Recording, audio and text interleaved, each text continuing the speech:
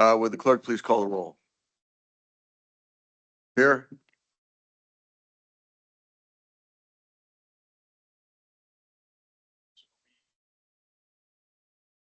I can't hear.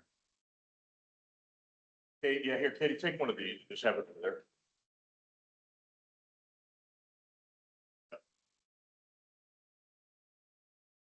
Did she call Bergen?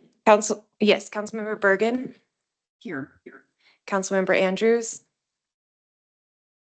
Mayor Pro Tem Coombs, Present. Councilmember Gardner, Councilmember Hancock, Councilmember Horton, Here. Councilmember Jackson, Councilmember Lawson, I'm here. Councilmember Medina, Here. Councilmember Wiles. Here. And real quick, just as a reminder, because we don't have the extra microphones in here, so to be heard online, everybody, you make sure you got to hit your microphone button. Cool. Okay, first up, strategic planning update. Letitia Callanan, if I said that right. Good morning, everyone. City Manager Jason Batchelor. So just as a reminder on the strategy, you have the strategy map in your packet and in front of you for those that are in the room. This is something we've been working on for a couple of years. You'll see that the strategy includes vision, mission, and then our 5 outcomes that we focus on. Those 5 outcomes are well managed, healthy, safe, economically strong, connected, and engaged. So we've spent the last 2 years working on a number of different initiatives that we identified both in cooperation with council from a couple of years ago and with staff. And so we've been working on those. So we wanted to provide you with an update on how we've done with that. So that was in your packet. And then we want to take the opportunity today to educate our new council members. And then more importantly, for all of council to provide us some updates in terms of what we can and should be thinking about here over the next couple years. And so that's really the intent of today. So we'll have an exercise for you all. And to facilitate that discussion, we have Brad Hunt, who is going to lead and facilitate our discussion this morning.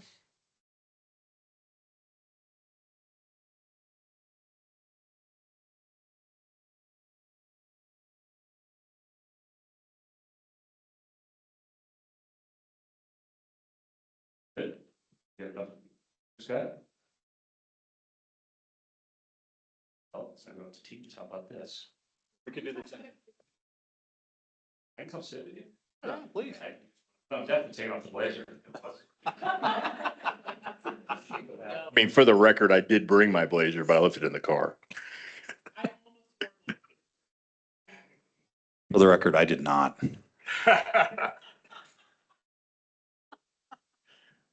Competition. I love it. Yeah. Okay. Well, here's our overall quick agenda. I'll tell you a little bit about me real fast, just a tiny bit of context and a little quickie refresh. See if I got my history lesson right, because it's how I think you got to this day. So you can correct it if it's not exactly right. I'm sure Jason and Letitia could do that for me.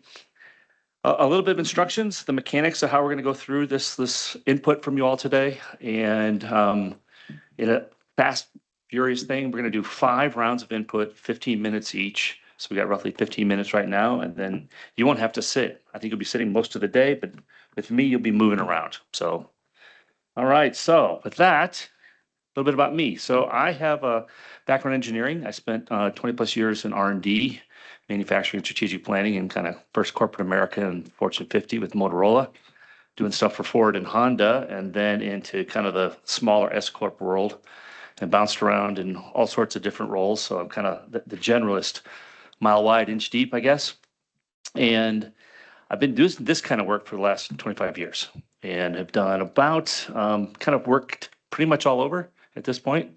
I've been to every continent but Antarctica, but I haven't done any work in Australia and New Zealand, but it's on the list because I've been there and it's need to go. Usually about between a third to a fifth of our book in a given year is cities or some other form of government, but largely municipalities. So we're pretty savvy when it comes to the whole, let's call it the world of ICMA. And that gets me all over from, we're talking to Jason, from Melbourne, Florida to Hillsboro, Oregon, about as far away as you can get with connections from past city work. And this is the first time I've done work in Colorado. But it's with you all is the second time I worked for City of Aurora. We ran a leadership development program for Chief Outen all this past year, and that's what got me here to today. And I think, it's our book is kind of similar. We work with higher ed a lot, and business is kind of equal four-legged chair of those four pillars.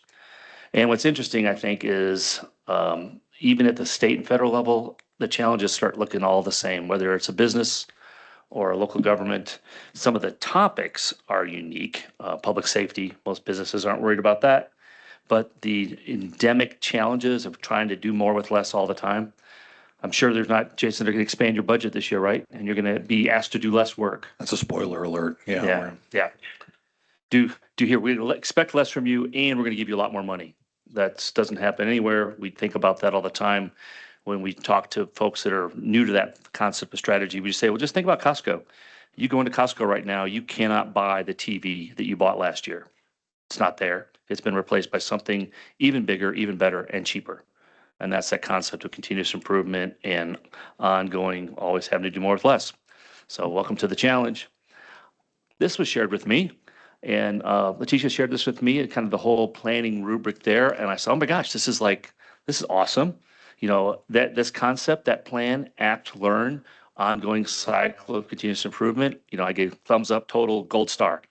That is not a new idea, but I would suggest that you are a little bit in the minority, especially as a municipal government, that most organizations don't really get that. They talk about it. They talk about strategy. They talk about strategic plans. There's dozens of books on them, but they don't do it. And you guys are actually doing it, so kudos. And don't think the business world gets this right, because there's an awful lot of businesses that don't do this either. It's just they talk, but they don't do.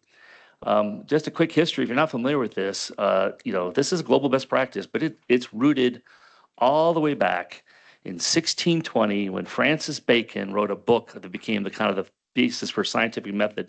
That cover you see there is from a reprint of his book in 1770, 150 years after that. And now roughly 300 years later, we're still leveraging that same idea. You plan something out, you do it, you see how it's going, and you adjust over and over and over. It's simplified. We talk about it this way. Hey, you get the leadership of whoever that looks like together, and they hash things through, and they turn it into something that's actionable, not just ideological or outcome, but actual plans. And plans have names and dates and deliverables and things like that. And then you write that stuff down so you don't forget it, because it's easy to be on a flip chart and get lost. You write it down, and then you sit down and you review it and you adjust. The rudder doesn't do anything when the ship's in the harbor. Once you set sail, you adjust and you adjust. And this was harder than we thought, easier than we thought. And every so often you sit down and pause for a minute and let leadership check in and do a little bit of refresh. Oh my gosh. And you rinse, repeat forever. And that refresh is what today's all about, is kind of doing a little recalibration. So let me see if I got my history right. So if I listened accurately, not that long ago, in a room not far from here, there were close to 500 Post-its that came flying out of the council's brains at the time. And that's a lot of input. And then Jason and his staff distilled that down into your 5 outcomes. And then you did a great job defining what those outcomes even are. And then under those outcomes, you came up with these 19 initiatives. Either 5 or 3. No 4. I guess 4 is not. No 4. It's going to either be 5 or 3 per outcome. Yep. And those 19 were kind of ratified, codified, and are pretty high level, well written. I was very impressed. I'm impressed. Again, like I said, people talk about this, but it's rare to see a municipality actually do this. I think I saw a slide somewhere. It started like in 2019 with an assessment, and then you got really serious. You had to everyone survived COVID. And then right after COVID, you really start putting arms and legs on this. And to me, it looks like you're on set to this will never go away, which is what shouldn't. It's just, this is in perpetuity kind of thing. That's what the best in world, best in class organizations do. So what's going to happen today is we've got these foam boards you see around here. There's 5 of them. They correspond to the 5 outcomes. So there's one for well-managed, one for healthy, one for safe. So we'll be rotating each station together. On the whiteboard, on the right is this cool little summary. I don't know if you've recognized it in your packet yet or not, but it's like a progress report, kind of report card, interim grade, shall we say. That's crazy cool because something else that I thought was absolutely astounding, gold star to you all, is that's getting ready to go public. That dashboard will be rolled out and the residents will be able to log in and see the progress on all those things. So I don't know if you're aware of that or not, but I don't know how close, Letitia, it's close, right? You know, obviously, anytime you put something out to the public like that, you got to make sure the i's are dotted and the t's are crossed properly. But the fact that you'll have that transparency out to the citizens is the fact that you have the dashboard is awesome. The fact that you're going to post it is even better. And so we're going to work in essentially groups of 2 and rotate around every 15 minutes, and you're providing input at that topical outcome each station. So there's 5 stations, 5 rotations. And yes, we're prepared to handle this virtually for those of you that couldn't be here. So we're going to plan to have a scribe, someone who can be your arms and legs in the room. And to a certain extent, they also need to be your videographer. So we'll probably have some people calling you on your cell phone or something so that with a camera, you can see what's on the board. That'll make a little bit more sense when we get to the mechanics, but you're going to want to see some Post-its that are already up there from somebody else, and that's tough to do unless someone's so we'll see. We're going to look like a bunch of millennials running around on our phones the whole morning, I guess. So some of you actually are millennials, I guess. Definitely not here. So I'm going to go through this mechanics for round 1 and round 2 real quick, and then we'll actually kind of pretty much do it. So the way first one, it's only be 5 minutes, and the first thing we're gonna have you focus on is the 19 initiatives. And you have that in front of you, hard copy, and it's in your packet if you're at home virtually or wherever you happen to be. Each station has that dashboard update on it, but this is also pages 4 through 10 in your agenda packet. So if you're with us virtually, that's where you want to go. It's right after the opening couple pages. It's pages 4 through 10 in that PDF that was sent to you. And we're going to review the 3 or 5 initiatives that are at that station. And we're staying at that initiative level here and looking for your feedback in this. Is this something you still can support, that overall initiative under that outcome, just as it is? Or maybe you think there's a big missing initiative that we should have.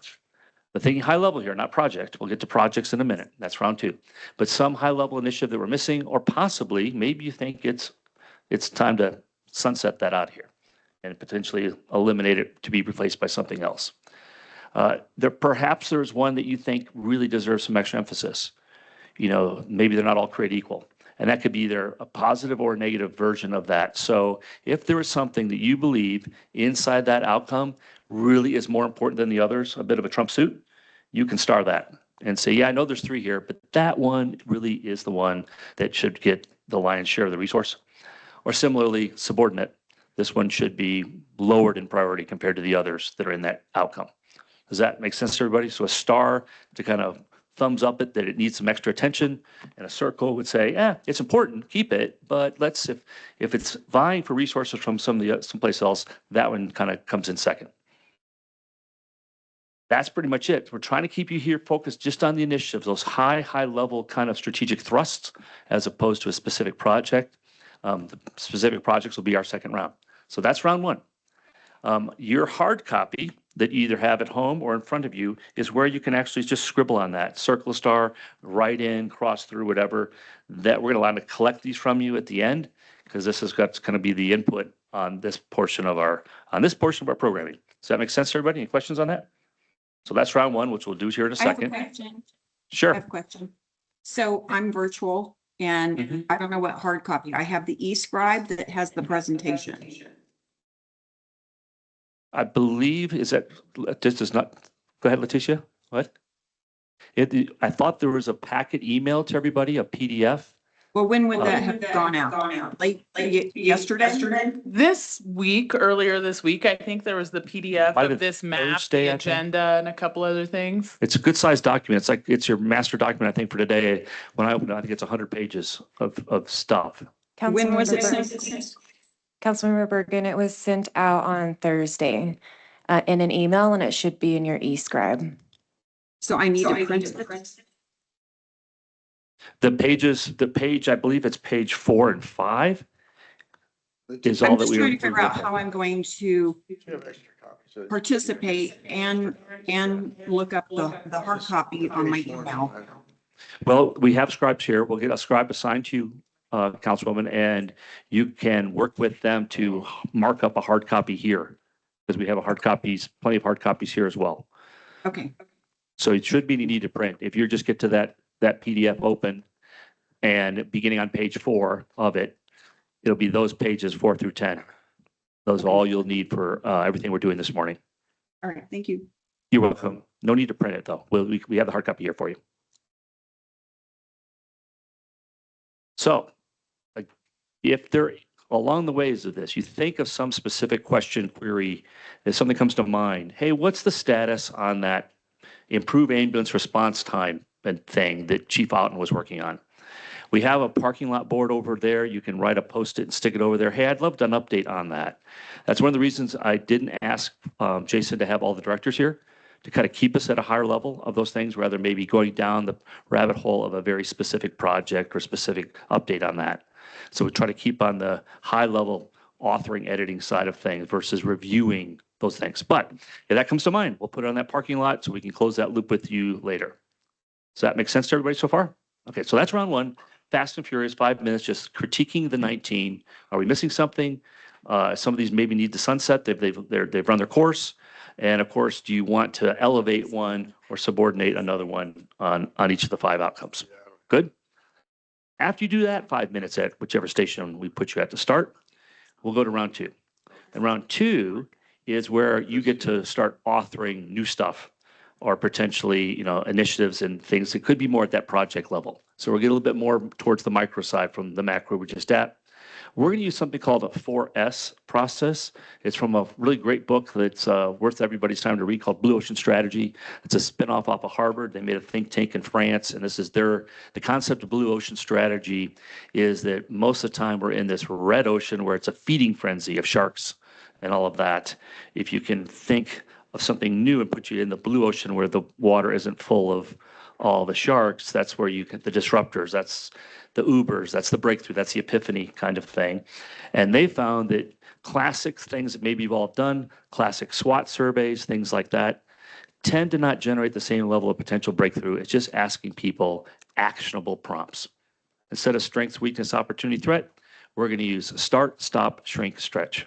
It tends to make us be a little bit more actionable oriented versus we need more money. That's a weakness. We don't have enough money, that kind of stuff. So the prompts are, is there something to start that we haven't yet done or possibly something we need to eliminate? That's the stop. So very, very straightforward. Is there something we need to stretch? That's something we already have that we want to accelerate and stretch it somehow, but make its impact bigger. We need to make more progress on this, accelerate it, put more resources on it, but it's something you already have. And similarly, the shrink is something that we already have, or maybe we have to do. It's a compliance type issue, but we've got to find a way to have that have less impact on us. So things we want to dial up, things we want to dial down, things we can eliminate entirely, and things we need to launch from a greenfield perspective. Those are the 4S words. So what we ask you to do, the mechanics of this, logistics, is one idea per post-it. So you'll have a chance to grab a Sharpie and put this on a post-it. Who cares about grammar? But please give us enough content there that we can make sure later on we read it, we know exactly what you're saying. And we're going to ask you to initial it in the upper right corner so that we know for sure where it came from. We go, what the heck was that about? I thought I knew, but I've lost it. I've slept since then. So we can circle back to make sure we really understand your intention. But we're asking you to only use Sharpies. And the reason for that is what's going to happen is after you have these ideas, you're going to put the Sharpie on the foam board. You're actually going to post the post-it. They're called post-its for a reason. We're actually going to post them, right? And when we do that, as you rotate around, you'll encounter your other council members' post-its. And those could be catalysts for something where you disagree and want to put something else that's different, or you want to play off of that, or it just builds off each other's thinking, creativity. Does that make sense? And that's why, again, the Sharpies, so you can kind of read this thing. If it's a ballpoint pen and it's 3 feet away from you, it's going to be really tough to scan it. It's also why, well, but you could use more than one Post-it, I guess. You'd string them together. We're also going to suggest, if you saw my handwriting, why, to print. That's the gift you pay for to your colleagues, I guess, is printing so that they can, some of us, I do write like a doctor when it's cursive. Does that make sense to everybody? It's pretty straightforward. So we'll have 5 minutes on that first round on the 19. I'm going to go back to that slide here in a second. And then we'll have 10 minutes of this generating potential new ideas with the 4S words. And then click, rotate the wheel to a new table. We do that 5 times, and then you're done. Oh, does color matter? No, be creative about that, I guess. Okay. Everybody good with that? Okay, Letitia, can you help me assign folks, since I know who you are, the City of Aurora Council, but I do not know who you are as individuals. Teams of two, yes, we teams of two. You guys want us to organize or you guys want to No. self-prove? You.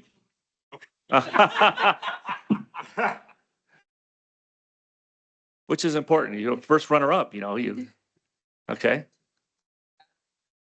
Okay, Yeah, I guess because we're all. Well, we have to. now. Mary, be by yourself, okay? And then, council members that are virtual, can we pair you up with, someone who can be your arms and legs here? Oh, you got it already done, excellent. Council members that are virtual, you're going to be getting a call on your cell phone from one of the staff members in the room. So they will be your avatar for I love it. this exercise. Well, just a Okay. point of order for me, I'm trying to find the email, so. Same. I'm- I I can't might not find be able to it. participate in this. Councilmember so the Lawson and Councilmember It's on Bergen, Scribe, yeah. it's an e-scribe, but I can resend the email. I don't No, it's believe not that an e-scribe. what it's they're not an sharing right e-scribe. now is not the presentation that's an e-scribe. No, so somebody told me there's 100 pages. It's not in my emails and it's not in the scribe. And by the way, you sent it on Thursday, 2 days to read 100 pages is not adequate. I will resend you the email, Councilmember Bergen and Lawson. Can you resend that to me as well? Yes. Yeah, I wouldn't expect you to read it either. It's just there for your reference as we go through different things today.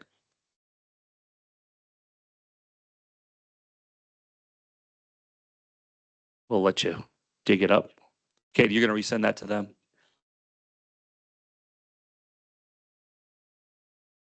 Yeah, I'm looking through my No, email this is my and I don't have it facilitation. either. So you know the mechanics. So Katie, send it to me as well. I'll resend it to all of council just in case, okay? Thank you.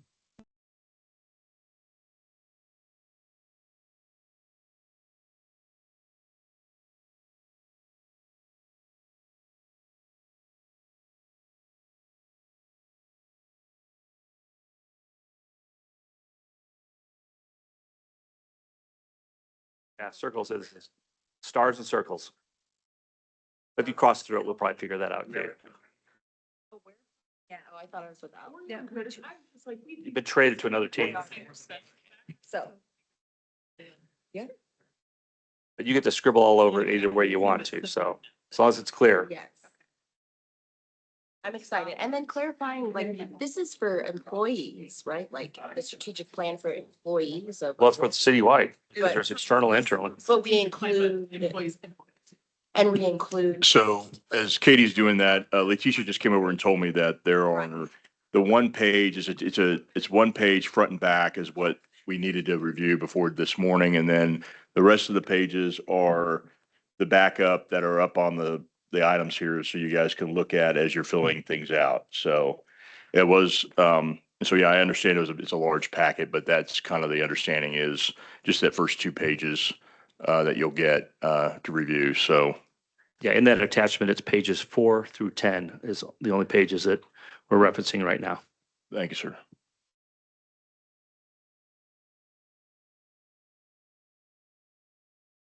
You all ready? Are we connected? Okay, well, they're still getting the email. Okay.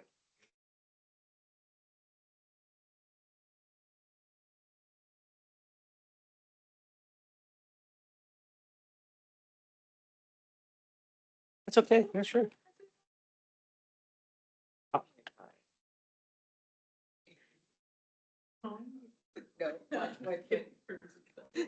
Oh.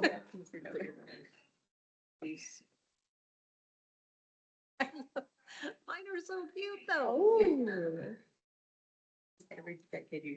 This is one I was. So, they're dated trivia cards. Oh. Did you get the 90s? I did. It's good to be the kid, right? I saw the baby. It's good to be the kid.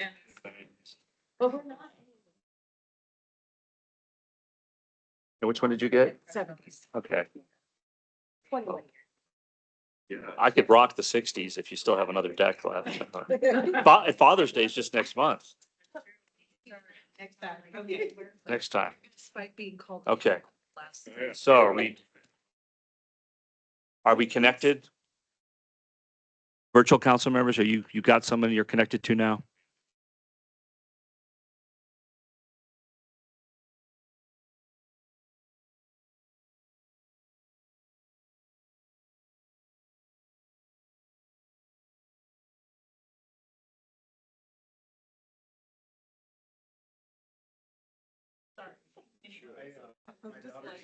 I thought about it. Aw. Premature grades in front of my family. You're like, I'm not even- Not that I did. I got the double whammy. My mom was so gray early and my dad was thinning. I said, that's gonna be gray and thin. So, or gray and gone, I guess is what they're. So people are like, yeah. Okay, Yeah. are you guys ready? You got a TV show. I just got streamed. Okay, gang, I think we're ready to rock here. I want to be a good steward of your time. And I know I'll get the axe and be pulled off the stage at some point. So let's stand up and go over to a table with your partner. That way you can see the.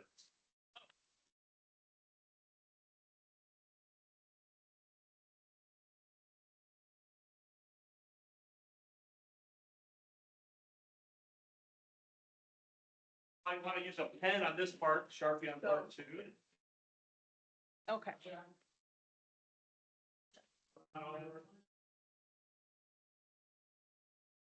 All right.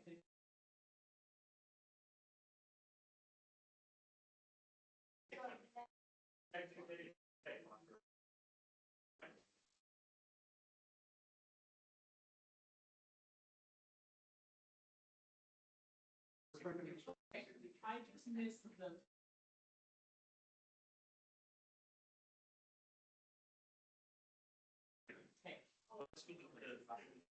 See that?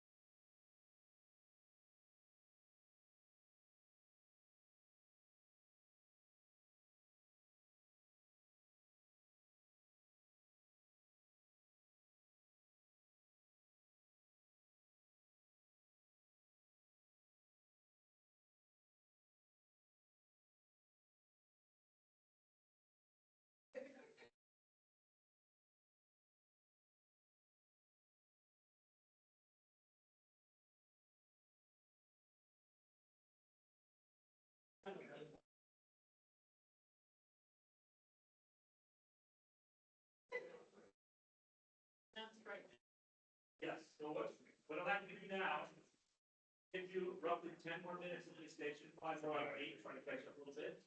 This is these instructions that we're going. Big strategy. When I get a proposal, when college comes to the station, they get.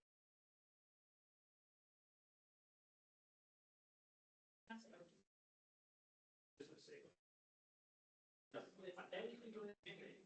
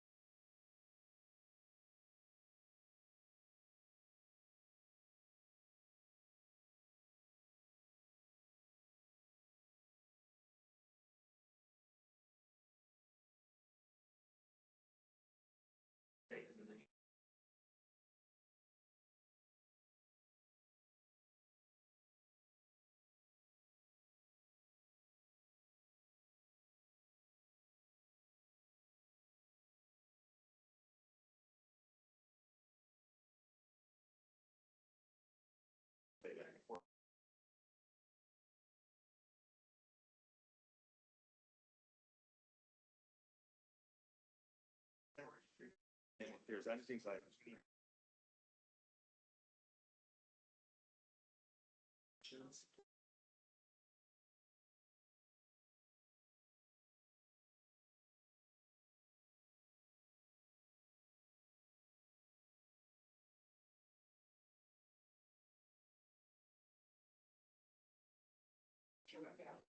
About 10 minutes.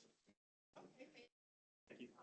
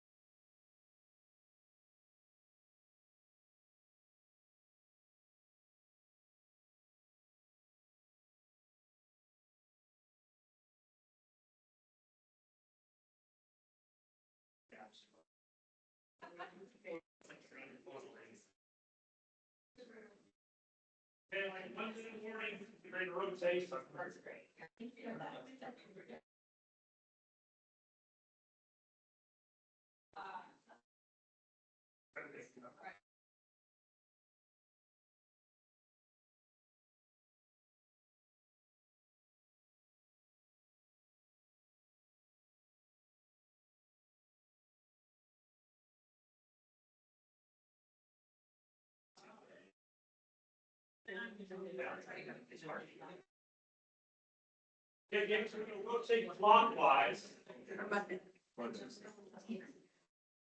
The next station.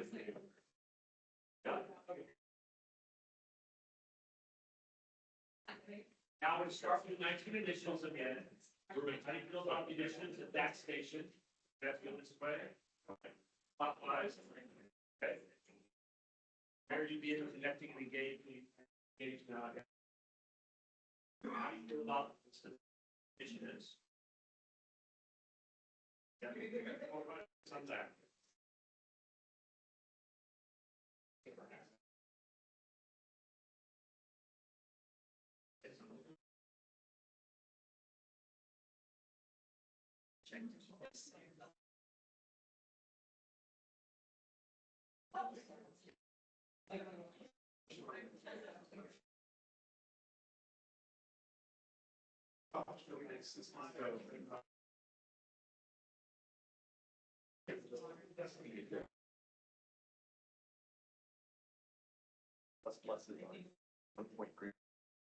This point and B also specific action items.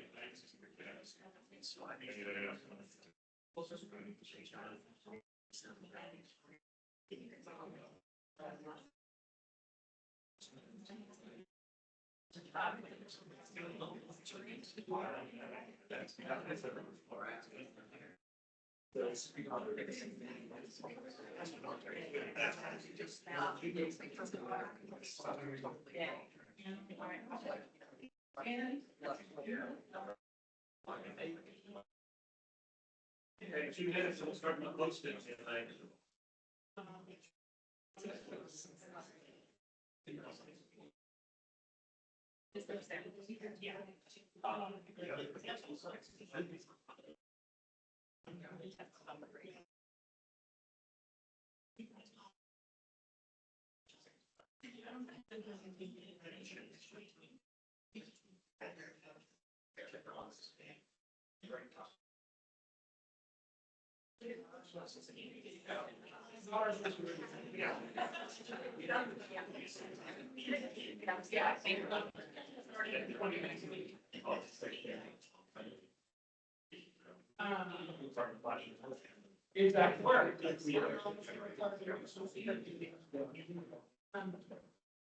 Taking a minute, you can start shipping, so we have it, so crank out the post and start, stop, stretch, string.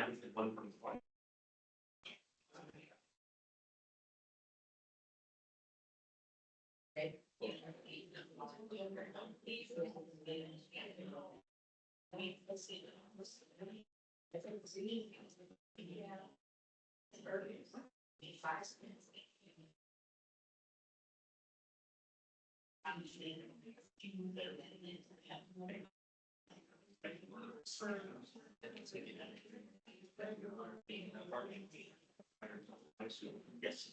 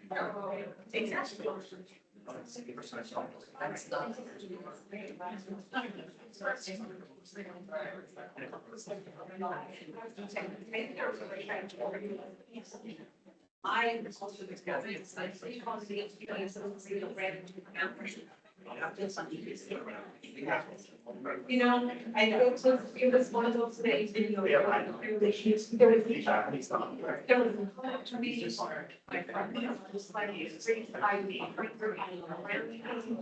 I was actually right into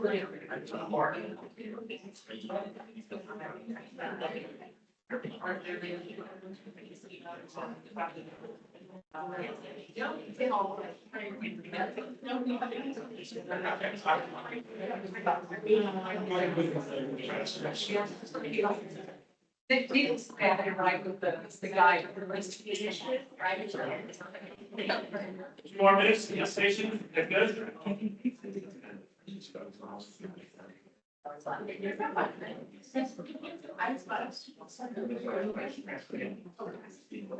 Oh, he's got a point. I know. Yeah, okay. I mean, that's, yeah. And I do like it. I think we're good. So we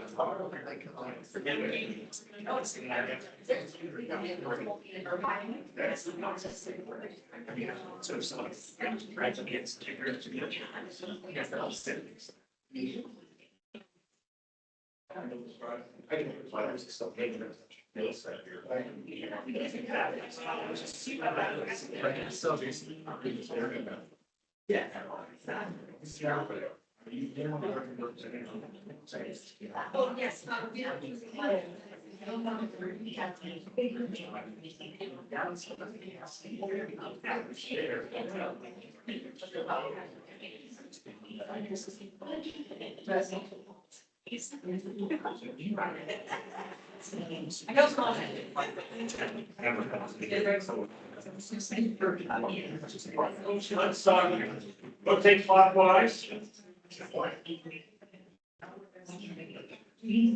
Start with the initiative again.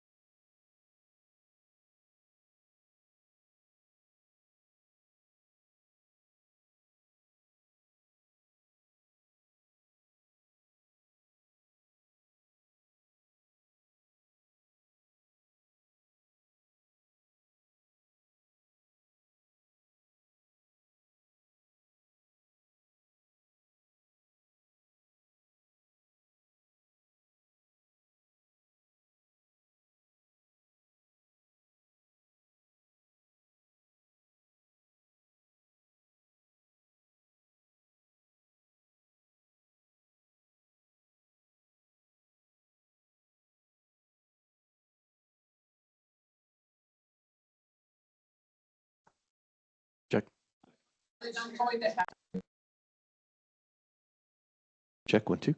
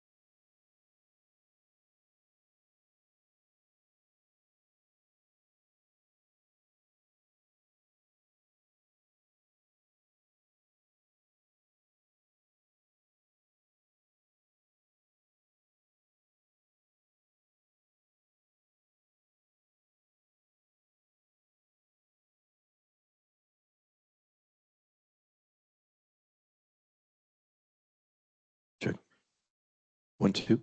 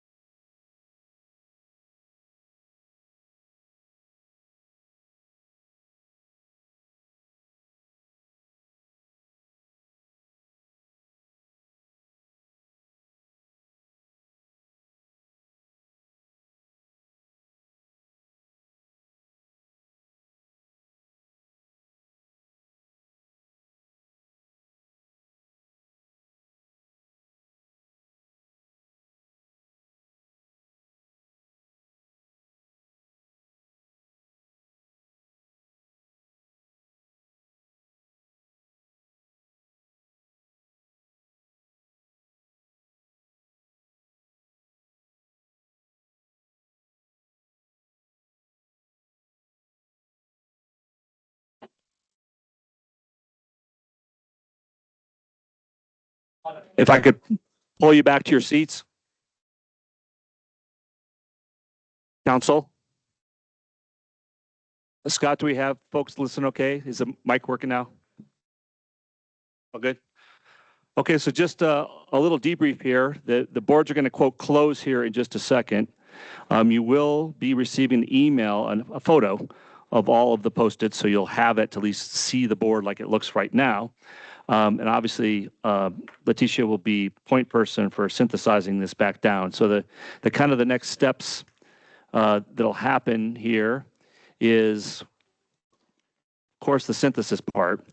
And then we'll circle that back around and kind of distill it down to something that can come back to you. We did not get a single post on the parking lot, but several of you mentioned that you had specifics around some of the Post-its. So if there was a specific query about this initiative at Fire or something like that, the example I used, then that'll be there. Eventually, obviously, this will turn into something cohesive as a formal input edit to the existing plan. And of course, Jason will bring that back to you for discussion and debate, ratification, whatever processes that you use. And that's pretty much it from my perspective. But a little soapbox, this kind of doing something like this, we kind of push that on clients. It should be like an annual event, is like just stop the work for a minute and reconsider where we're at, refresh, reboot, and then you just never get done doing this over and over again. It solves that problem of potential overlap between councils and different election cycles and preserving the momentum that was built before, yet at the same time allowing for refinement and fresh input. So with that, I'll bounce it back over to you, City Manager, for any I just want to thank council for your input this morning. As you heard, we're going to take that. We're going to consolidate it and update it. Want to thank our online council members for working through and being flexible with us. I think we got some good input from you all. Thanks to our staff for helping to get that done. But I did want to kind of throw it back over to council if there was any other kind of just thoughts or observations from council, things that we need to take into account before we wrap up this section. So I'll just sort of open it back up to council for any closing thoughts.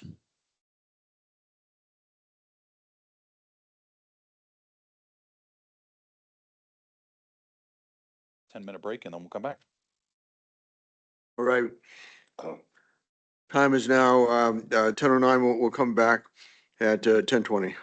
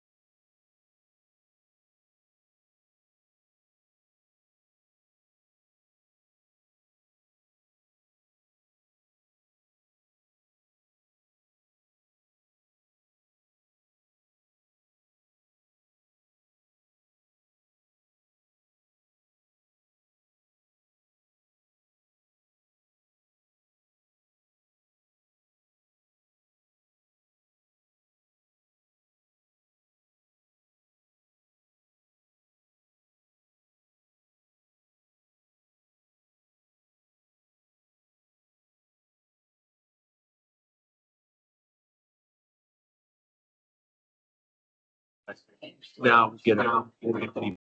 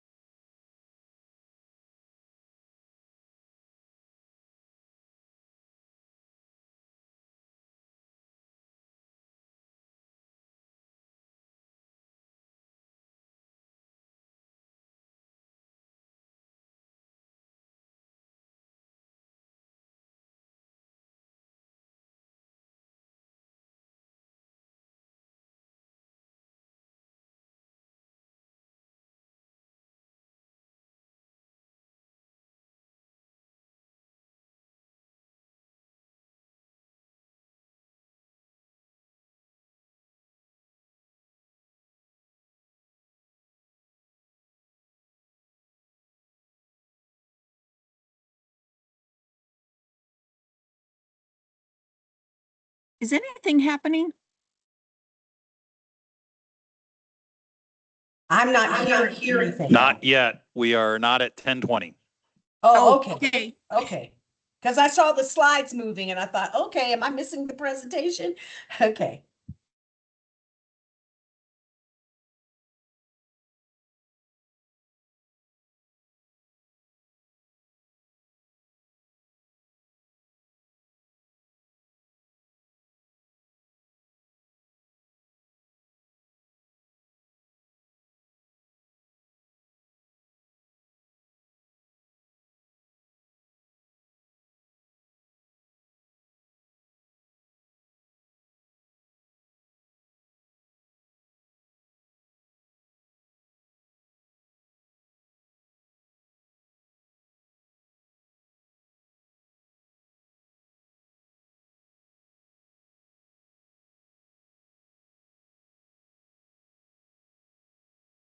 Study session is back in session, and we have a presentation on Build Up Aurora by Deputy City Manager Laura Perry. All right, thanks, everybody. I'm going to go ahead and just kind of introduce this item a little bit, talk about the infrastructure task force and where we've been over the last several years now at this point. And then we're going to get into a little bit of some recommendations and next steps and things to move forward. So If we could go on to the first slide. So here's our just quick agenda for today as we talk about Build Up Aurora. So first, we're going to do an overview and recap of the process. We're going to talk about our 10-year capital master plan prioritization, just a lot of the work that our city staff and departments have done building out those master plans, and then the work that the infrastructure task force did and kind of turning those projects into a priority plan. Talk about some funding and financing scenarios, and then lastly, we'll wrap up with the task force recommendation for next steps. All right, so the next slide, just want to quickly talk a little bit about the task force. The members of the task force are up there. So Councilmember Bergen was our co-chair, and then quite a few other community leaders. I know we have Bruce Dalton from Visit Aurora in the room, and I think that's the only one that I saw that's here. But we had a lot of great folks who dedicated a lot of time over the last 2 years, nights and weekends and all kinds of stuff, really kind of digging through this. But even more so was our staff, Laura and kind of all of her team, spent countless hours putting these master plans together and making presentations and asking questions and answering questions and taking us on tours. So just, huge shout out to all of our staff that kind of was part of that effort. So the task force had 5 different goals that we had to accomplish. So the first one was really to develop short, middle, and long-term strategic plans. And so we utilized a lot of the work that staff did in creating master plans for the various departments, and then built out short-term, midterm, and long-term strategies to address those capital needs. And so one of the things you'll see in this presentation is the needs list is obviously much greater than what we may be able to address this November. But that's really has to do with being able to address some of those projects in the middle and in the long term. Next was establishing criteria for our infrastructure needs. And there's a lot of different factors that come into play there. One is the urgency. So, if a building's falling apart, it's probably pretty urgent. Some is feasibility, right? We don't have the capacity to bring 5 fire stations online in 1 year from a project management standpoint, and from a staff standpoint, and from a just kind of need standpoint. We don't have the ability to do that. So we had to have the capacity. And then lastly, is really alignment with the city's strategic goals and the capital that we could raise. Next was stakeholdering. And so again, I'll give credit to our staff. They've done a lot of stakeholdering over the last 2 years. We'll get into that a little bit more later in the presentation, but the amount of community events and surveys and feedback and all the things that we've done over the last 2 years is actually been pretty remarkable, and probably as much stakeholdering as we've ever done on a project here in the city. So I'm really proud of the work that all of our staff has done. And that's, lastly is reviewing funding options. So the task force worked closely with staff to look at some different scenarios, and we'll get into a little bit later in this presentation, but we do have a recommendation to refer to council to hopefully go to the ballot this November. So here's kind of just a quick illustration of the phases of Build Up Aurora. Like I said, this has been an ongoing process for nearly 2 years at this point, and we're excited to kind of be at the point now to make a recommendation to council. We will get into that recommendation here in a little bit, but for now, I'll turn it over to Laura.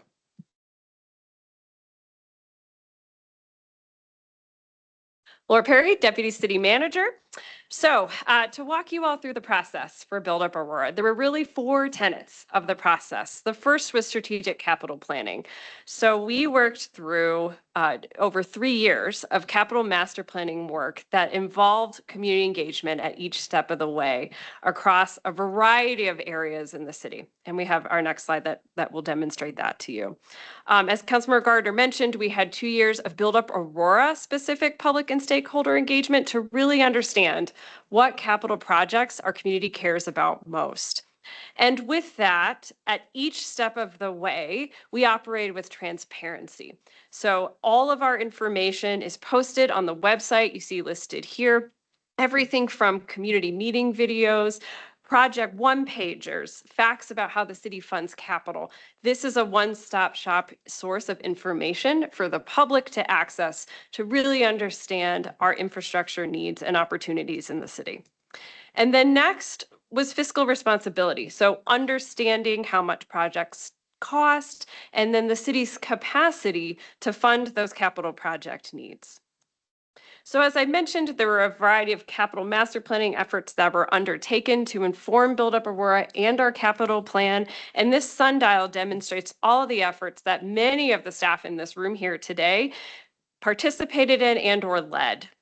Everything from our public safety master plan to our libraries facilities master plan and our ongoing efforts to understand ways to increase accessibility in the city through the update of the city's ADA transition plan.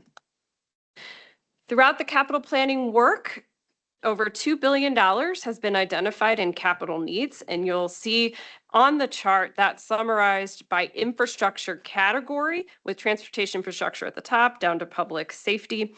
And one thing to note on these project needs is that they exceed what the city can afford to do within its annual budget. So in other words, to accomplish a lot of these replacement, rehabilitation, renovation needs of our facilities, we would need to save up many years of our annual budget funding to achieve the amount of funding that's needed to fund one of these projects. And we'll show you those details in a couple slides. Overarchingly, the infrastructure task force talked through a community project prioritization framework, which involved 4 areas: community value, project readiness, cost and leverage, and asset preservation. And the intent of using the priority framework is to ensure that the projects are prioritized to deliver the greatest public benefit, with community value being the core foundational criteria that was used throughout the process. So community value is defined as capturing what Aurora residents have told us they care about most. These are the projects that residents envisioned to be the infrastructure future of our city, as well as the greatest needs of addressing our existing infrastructure. Throughout our public outreach, this slide demonstrates the various touch points that we've had. So we had 54 events, over 22 facilitated discussions with 357 participants.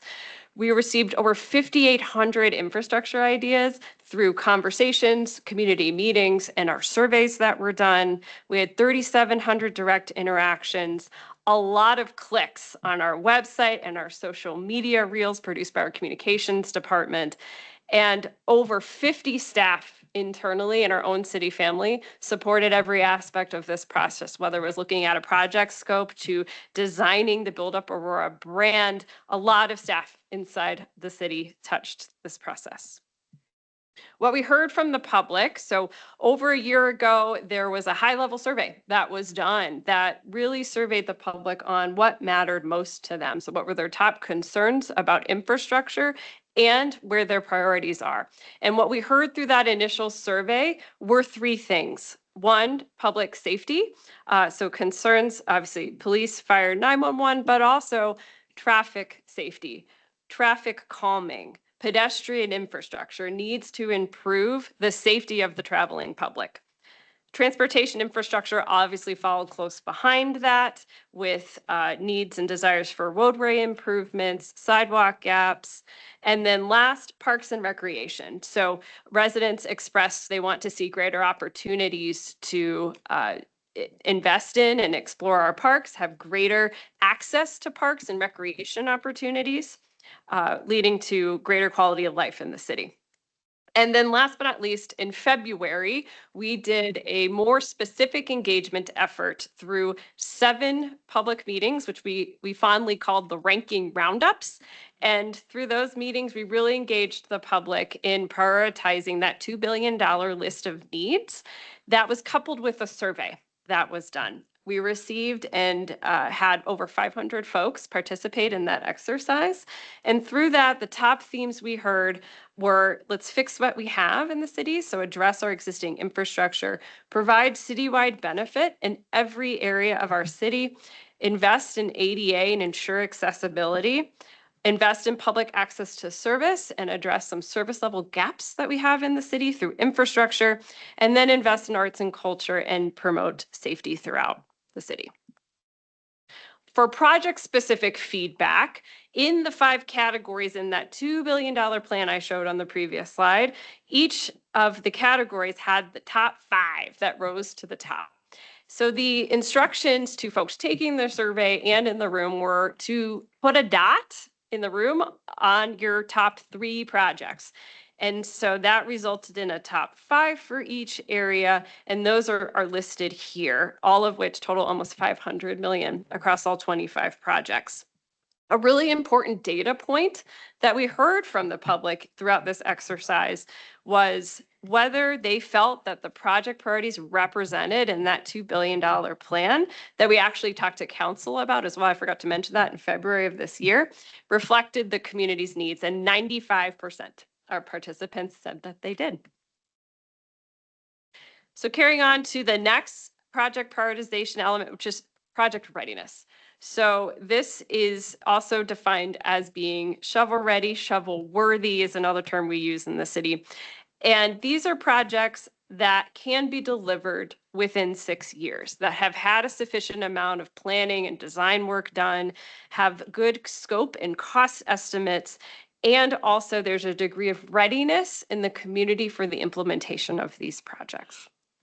When we talk about project readiness, we're really focused in on that orange box, so design and construction, and making sure that there's a solid understanding of that scope of work to develop a design that can then feed into construction.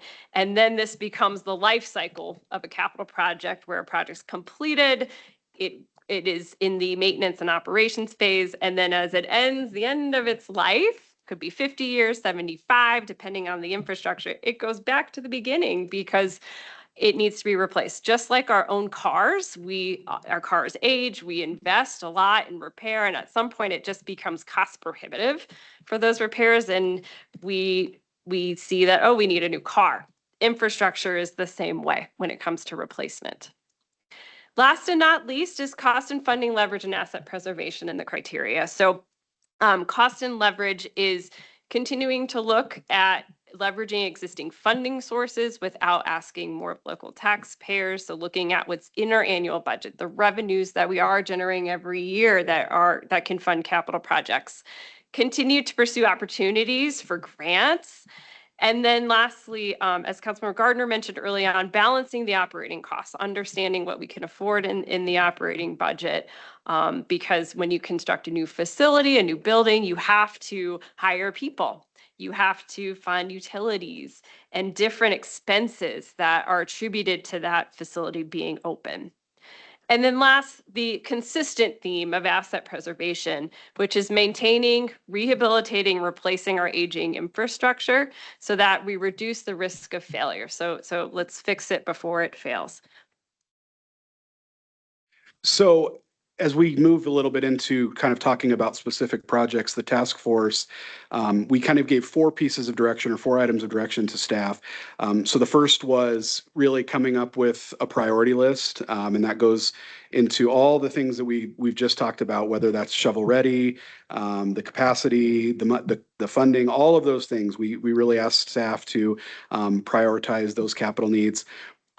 The biggest thing we did, though, that I think was most important was asking staff to incorporate those 25 priority projects that we heard from the public. At the end of the day, we can have all the ideas we want in our mind, but we work for our residents, and it was really important to incorporate those projects specifically into how we prioritized and decided to move forward. I've touched on this a couple times, Laura did as well, but the third thing was really focusing on projects that were ready to move forward. You'll see as we go through this list, a lot of these projects are in various stages. Some are just kind of an idea in the ether. Those are not ready to move forward. And so we wanted to make sure that any of the projects that we recommended were ready to move forward. And then lastly, making sure that we were taking advantage of all other capital funding sources. And so that means capital impact fees. We're going to get into a slide where we talk about grants from state and federal government. Our staff does a great job of taking advantage of those grants, but those often come with a match, and they're not going to solve all of our needs by themselves. And so we really ask staff to find all the different ways that we can fund these capital projects. And so, the recommendation we're going to have later is one piece of that, but there are other funding sources available that are going to allow us to address other needs, pay-as-you-go, grants and partnerships and things like that.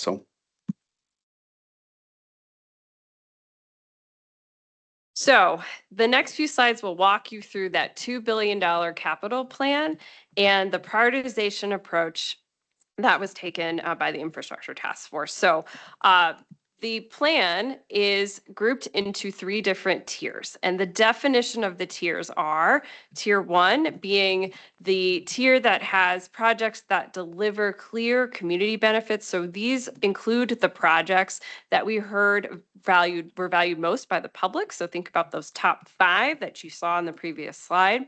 These are well-planned projects that can easily move to construction, and then also address timely critical infrastructure service needs or replacement needs. Tier 2 and Tier 3 are projects that require a bit more investment in planning, concept scope development. These projects aligned with the community's values and what they felt were important, but need a bit more technical work to get them to a place where they're strongly ready to move forward for funding for construction. So I'll walk you through each of the 5 categories. So the first, transportation infrastructure, you will see the 3 tiers here. Top tier, tier 1, including the top 5 we heard from the public. I do want to mention Montview Boulevard. We have submitted for a federal grant application for this project and should hear hopefully next month whether we were successful in receiving a grant award for that. And then we have our Peoria Bridge, which is the oldest bridge in the city, built in 1966, the replacement of the Alameda Bridge over I-225, ADA, and improvements at the Aurora Reservoir. And then Tier 2 and Tier 3 include improvements for Gun Club Road from the airport to Yale segment, 13th Avenue multimodal safety, complete streets, and then at the bottom in Tier 3 is Tower Road. So both the widening and extension requires more planning. Parks and Recreation includes in Tier 1 the neighborhood park renovations. So this is 7 neighborhood park renovations, at least 1 in each ward for some of our oldest parks that have not been renovated in decades. A renovation of our Aurora Center for Active Adults, improvements at all of our recreation centers, renovations at community parks throughout the city, further improvements at the Aurora Reservoir, and the construction of a new Northeast Aurora Recreation Center. Tier 2 and Tier 3 are projects such as the Aurora Sports Park, which requires more study, land acquisition, and concept development to understand and further refine scope of work for those projects. Libraries, arts, and culture. So in Tier 1, we have all of our existing library branches and renovations, improvements to cultural facilities, improvements to our Meadowwood Community Center, which is envisioned to be a community center, a cultural center with additional programming as identified in the master plan that was completed by Library and Cultural Services, and then a new Northeast Aurora Library, which is a service gap in the Northeast. Tier 2 and Tier 3 include projects at the Fox and the Bicentennial Arts Center, which require additional investment in planning and scope concept development. Public safety, so in Tier 1, various fire station projects, the construction of a new Fire Station 19 to serve a service level gap in Southeast Aurora, renovations at Fire Station 2, Fire Station 8, and then improvements to our 3 police district stations in the city and improvements to our Aurora 911 facility in Talons Reach.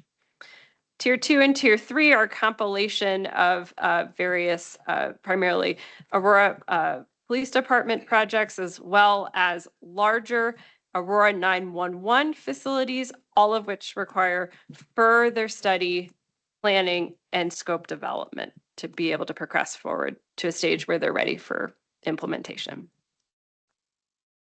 And then last but not least, other city facilities. These facilities are the blood of the city. They support our operations, the maintenance of the city.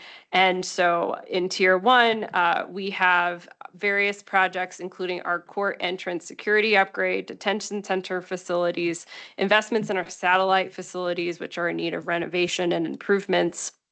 As well as ADA. We are currently doing an ADA assessment on each of our facilities as part of the transition plan, and that number will be updated as we receive that information. And then tier 2 and tier 3, these projects include projects that require direction from council and or additional scope development or long-term investment based on growing conditions of the city. This colorful graphic kind of pulls it all together. So it summarizes the 3 tiers that we just walked you through, and then a specific breakdown of what's included in those tier 1 projects. And a really important note on this is 87% of the tier 1 projects are improvements to and replacements of existing infrastructure, which is what we heard strongly from the public throughout the community engagement for Build Up Aurora. So next, moving off of the projects themselves, moving into funding and financing. So for cities, there are really 3 different tools that the city can use to fund capital projects. The first is the annual budget. So the annual budget is approved by city council every year and includes funding that funds things like building repair, street paving, a variety of different projects to ensure we're maintaining our infrastructure. We appropriate the revenues that we receive and then utilize as much as we have to get as much as we can done. Grants, as Councilman Gardner referenced, grants have been a strong source of funding for the city. We were very fortunate to have the bipartisan infrastructure bill in 2021 that provided a solid number of funding to the city for transportation projects and will continue to be a strong tool for the city. And then last, bonds or capital financing is also another tool that the city can use to fund major project needs. So for bonds, that it consists of the city asking taxpayers or asking voters to approve the city issuing debt to fund specific types of projects. If that is approved by voters, that becomes a contract between the city and voters that we have to construct those projects that were authorized as part of that ballot question. And with bonds, they are repaid over time. So if you think about the mortgage on your house, you pay an annual payment as part of your mortgage, or sorry, a monthly payment for your mortgage, and then you pay interest with that as well. Bonds operate the same way. You have an annual payment and you repay that over time, over the life of an asset of the infrastructure. A successful capital funding plan for the city includes a balanced mix of all 3 of these tools, revenues and debt, to be nimble to the needs in the city, as well as maintain long-term financial sustainability. So we're able to address our infrastructure needs on an ongoing basis.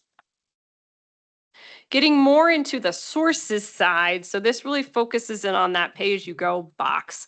So this matrix shows a variety of different revenues that the city is capable of using for capital projects. So we have sales and use tax at the top, the current tax rate, growth potential, whether voter approval is required, so that requires a ballot question to increase the rate, and user flexibility. Some of these sources, like capital impact fees, have restricted uses in that they can only be used on certain types of infrastructure. So you'll see at the top, sales tax, use tax, and property tax have high use flexibility and can be used for operating and capital projects in the city. Lodgers tax, the city currently uses our lodgers tax for operating expenditures. And when you get into the capital realm, capital projects, lodgers revenues are typically used for tourism-related capital projects. So projects that drive visitors to the city to improve improve our city as a destination. Marijuana special sales tax, this is flattening. This is set by policy, by council. And these are currently used for targeted investments for youth violence prevention, transportation projects, and then we've also utilized these revenues to do what's called a certificate of participation to construct new recreation center, a couple of new recreation centers in the city. And then capital impact fees, I mentioned, restricted. These are only used on regional infrastructure that tie to growth. So capacity building infrastructure in the city. And we collect these across a variety of categories: police, fire, library, parks, transportation, general government, and recreation. As Councilmember Gardner mentioned, we've had a huge success in pursuing grants, and we've been able to, for $19 million in match money, leverage $100 million. This continues to grow.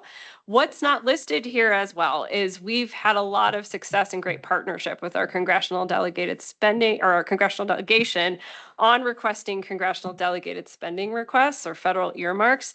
We've received millions of dollars to improve our libraries. The recent MLK Makerspace that just opened was done through a congressional earmark. And then we also have a $3 million congressional earmark for renovations to our Central Branch Library. So those helped us go a long way. All right, next up. So I mentioned before, we can have all these project ideas in our mind, but if voters do not support those projects, then it's not going to get anywhere. And so Chris Keating from Keating Research, I believe, is online, and he is going to, hey Chris, he is going to walk through some of the polling that him and his firm completed here in the last month or so. So I'll turn it over to you, Chris. Yeah, thank you. Again, I'm Chris Keating from Keating Research, and thank you so much for having us today. I have a presentation I think I can get through pretty quickly on the results of our new poll among Aurora voters. Speaks directly to these bond measures that you guys have been discussing and considering for November. So just first off on this poll, this is, we surveyed 800 likely November 2026 voters in the city of Aurora from April 12th through 15th. This poll has a margin of error of 3.5 points. We conducted this survey as a hybrid survey. It was half was conducted with live interviewers on the phone, on cell phones, and then the other half was conducted via, we sent a text, and then people completed that through a link on their phone online.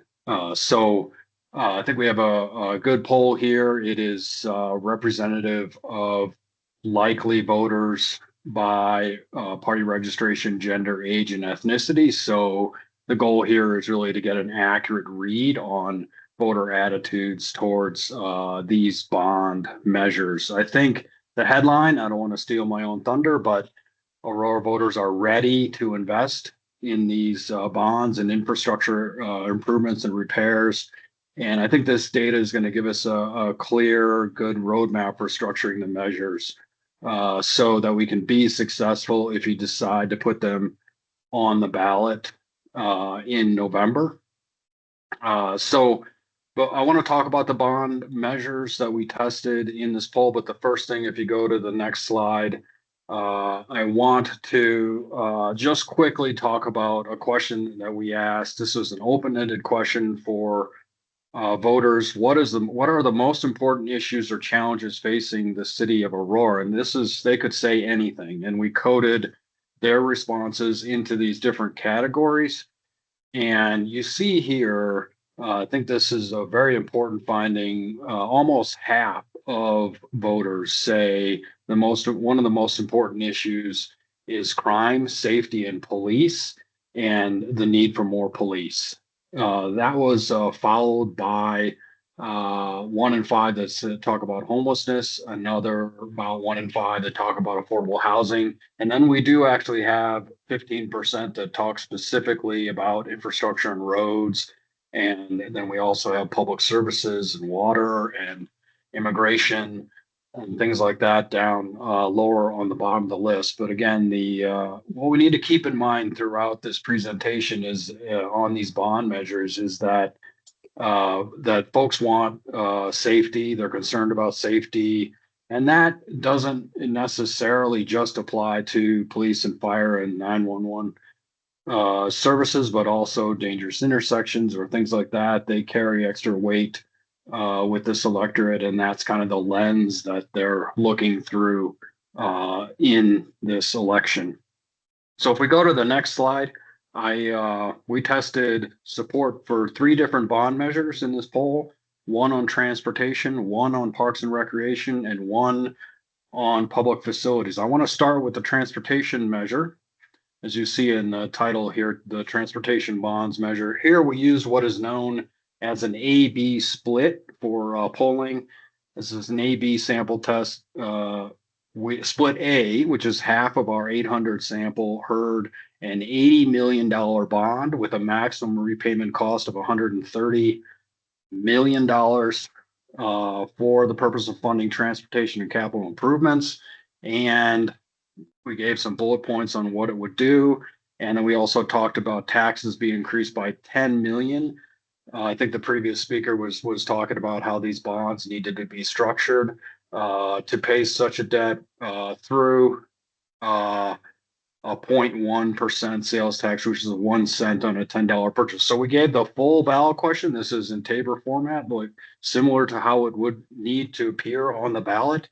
And we also on split B, then we did a little larger amount. We did 140 million bond with a 225 repayment, which a tax increase of 20 million and a 0.18, which is 1.8 cents on a $10 purchase. So I want to show you the results on the next slide.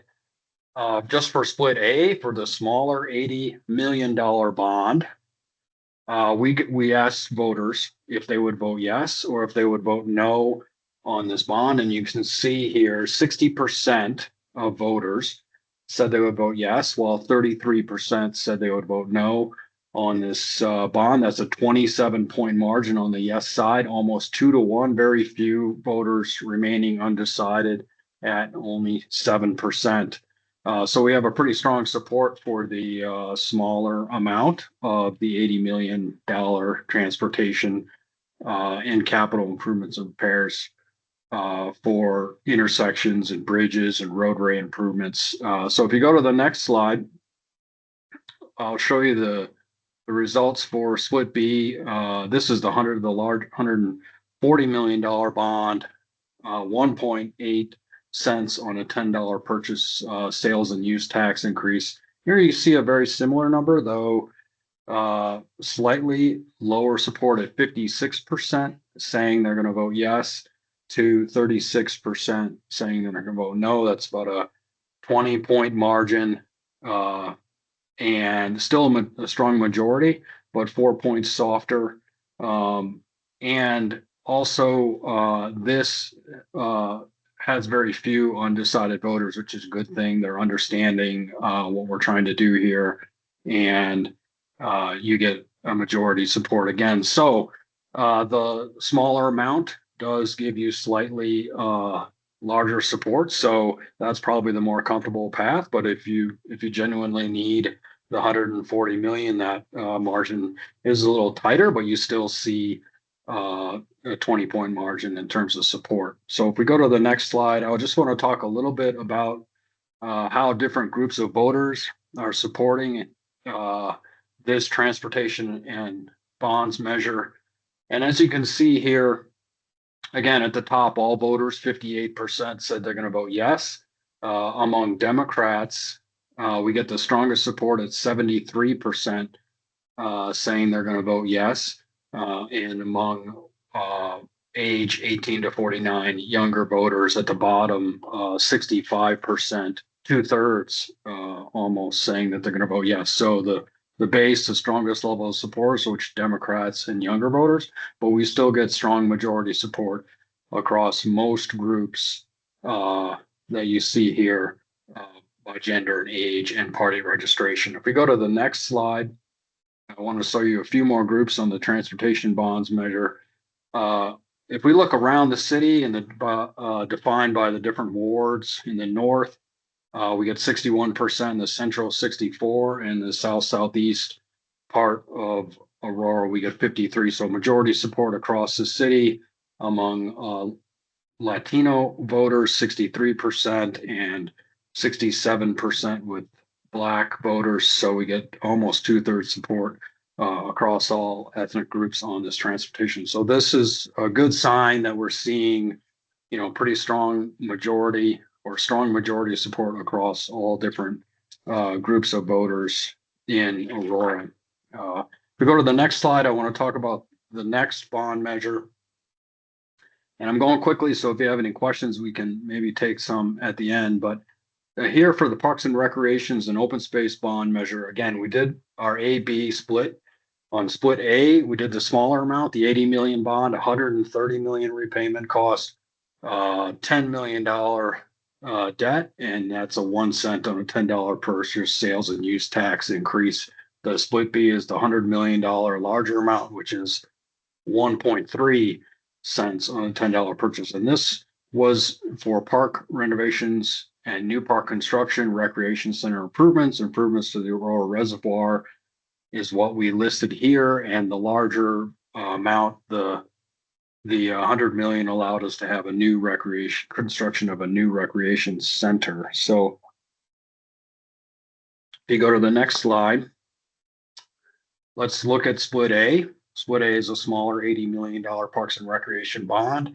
And again, we see a similar number, 58% saying that they're going to vote yes, to 34% saying, about a third saying no, and that's a 24-point margin. So it's a pretty healthy margin on the yes side. In this case, we also see the most intensity on the yes side for the Parks, Recreation, and Open Space, as you might guess. 1/3 say they're definitely going to vote yes, which is the most that we have in terms of definitely yes for any of the measures that we tested here. So we have a strong number for the 80 million. If you go to the next slide, we have the 100 million on the larger 100 million with, that's a 1.3 cents on a $10 purchase. That's why I say that mulch and seed. Sorry, it'll grow around it like it did. I'm sorry, is someone else is talking, I think. We have in this case we have 55% saying they're going to vote yes to 38% saying they're going to vote no. So that is a little less support, but we still have a 17-point margin and very few undecided.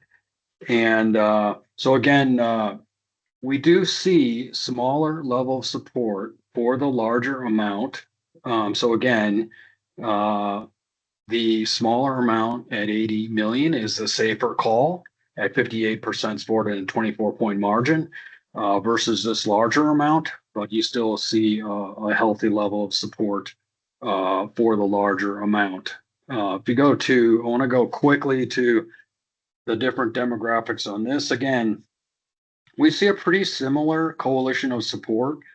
We get strong 3 out of 4 support from Democrats, and then strong support from our younger voters at 2/3 on the Parks, Recreation, and Open Space measure. And then if you go to the next slide, we do again see majority support across the different regions around of Aurora and across the different ethnicities. So again, this is really good news across the Parks, Recreation, Open Space bonds measure. The fact that you see strong support across all of these groups here.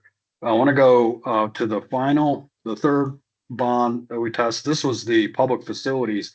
And this is really more of a safety measure. We have the split A is the smaller amount at 42 million, and split B is the larger amount at 65 million. And this is for fire station renovations, library branch improvements, 911, police facilities improvements, and in the larger amount, 65 million, we get a new fire station construction. That's the real difference there. And a little higher of a sales and use tax point, almost 1 cent versus half cent on a $10 purchase. So let's go to the smaller amount on the next slide. Here, now this smaller amount gets 62% saying they're going to vote yes, a 32-point margin, only 30% saying they're going to vote no. This is the strongest support. And it makes sense given the first slide that we started with in terms of public safety being the most important issue. This gets the most support and the largest margin at 32 points.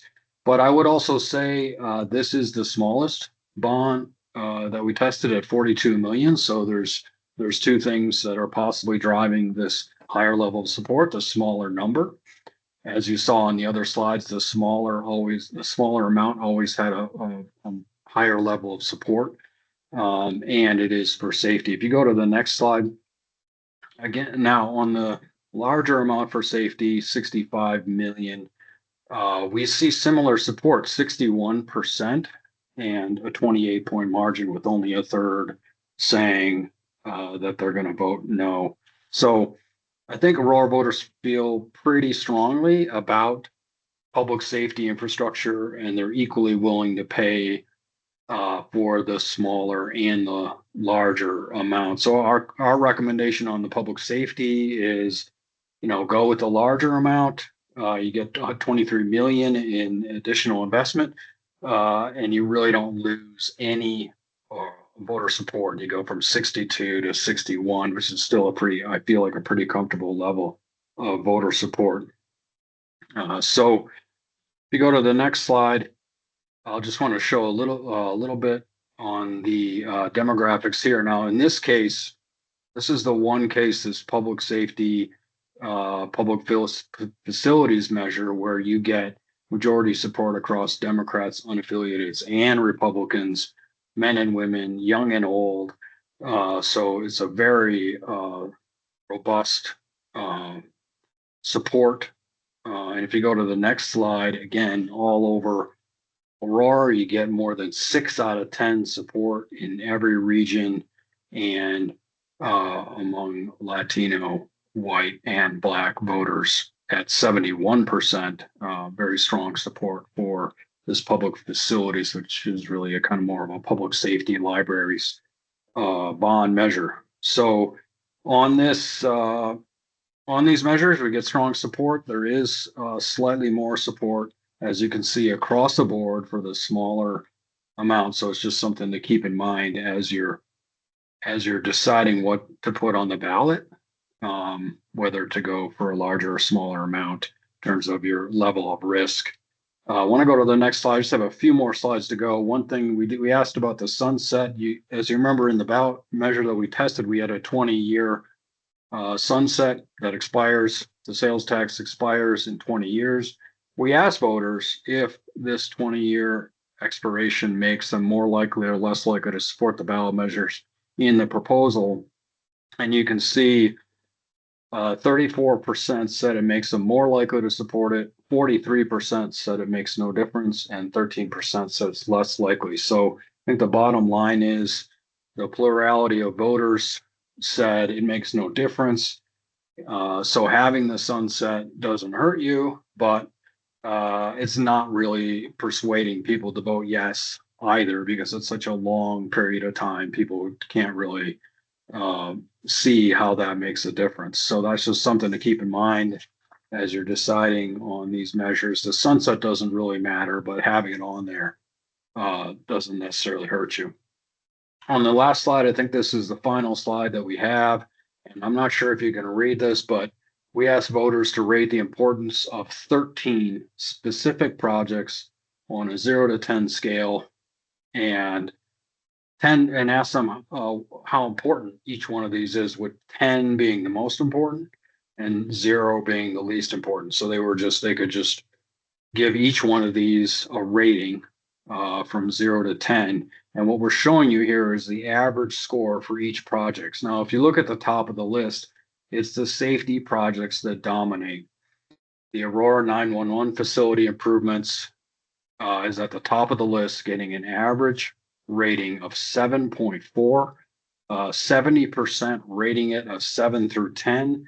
It's a very high priority, and that's across Democrats, unaffiliated, and Republican voters, pretty equally. So it's a very strong support for that. Traffic and intersection safety improvements at 7.2. So pretty similar. 69% of voters rated that as 7 through 10. Improvements and repairs to existing fire stations across the city and construction of new fire station, 7.0. The major bridge replacements, including the Peoria Bridge, Alameda Bridge over I-225, got a 6.8. And then construction and improvements of sidewalks throughout the city, 6.4, and the library branch. And neighborhood parks improvements and rec center improvements, 6.0 and 5.8. So I would say that these are the top projects, all, 5.8, 6.0 or above, are probably ones that I would say we should include specifically in the bond measures the voter would see on the ballot, because they are helpful in terms of driving support. Whereas the things closer to bottom are not quite as important for them and don't necessarily need to be listed on the measure itself. So this kind of gives us a roadmap in terms of what voters feel is important. And, we can write these ballot questions in any way we want. So this just helps us put our best foot forward. So I think the bottom line is Aurora voters strongly support these bond measures, and we know that the safety and traffic and bridge repair and things like that are very important to voters. And I think that's everything. Happy to take questions. Mayor, can we do questions before we move on to the rest of the presentation? Mayor. Mayor Pro Tem. Yes, thank you so much for sharing the polling data. I had a couple of questions about just what can that data tell us being gathered now versus after a few other things likely occurring between now and the ballot. One of them is a potential no campaign.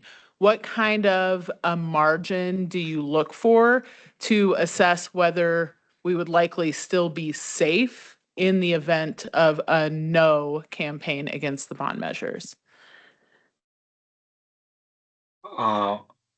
It's hard to say. There aren't usually very big no campaigns, but it also depends on the size and how much money they're going to spend on this no campaign. And I'm sorry, I'm getting an echo or something. You guys get that? No, you're coming across well. Anyway, so it's hard to say, but I would like to be close to high 50s, 60% in terms of the percent saying yes to survive a no campaign. But it just depends on whether public officials are unified in support and what groups come out. Sorry to interrupt. We're getting an echo. We are getting an echo, especially if you're virtual. Yeah, it's pretty horrible. Maybe mute. Yeah, we're muted. I mean, yeah, we're getting echo.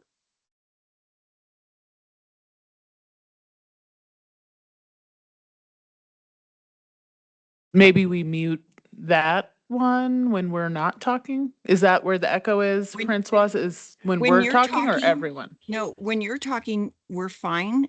So maybe someone has muted themselves that was causing interference, but you're coming in very clear right now. So I don't know if we can have him speak again and see if he's better.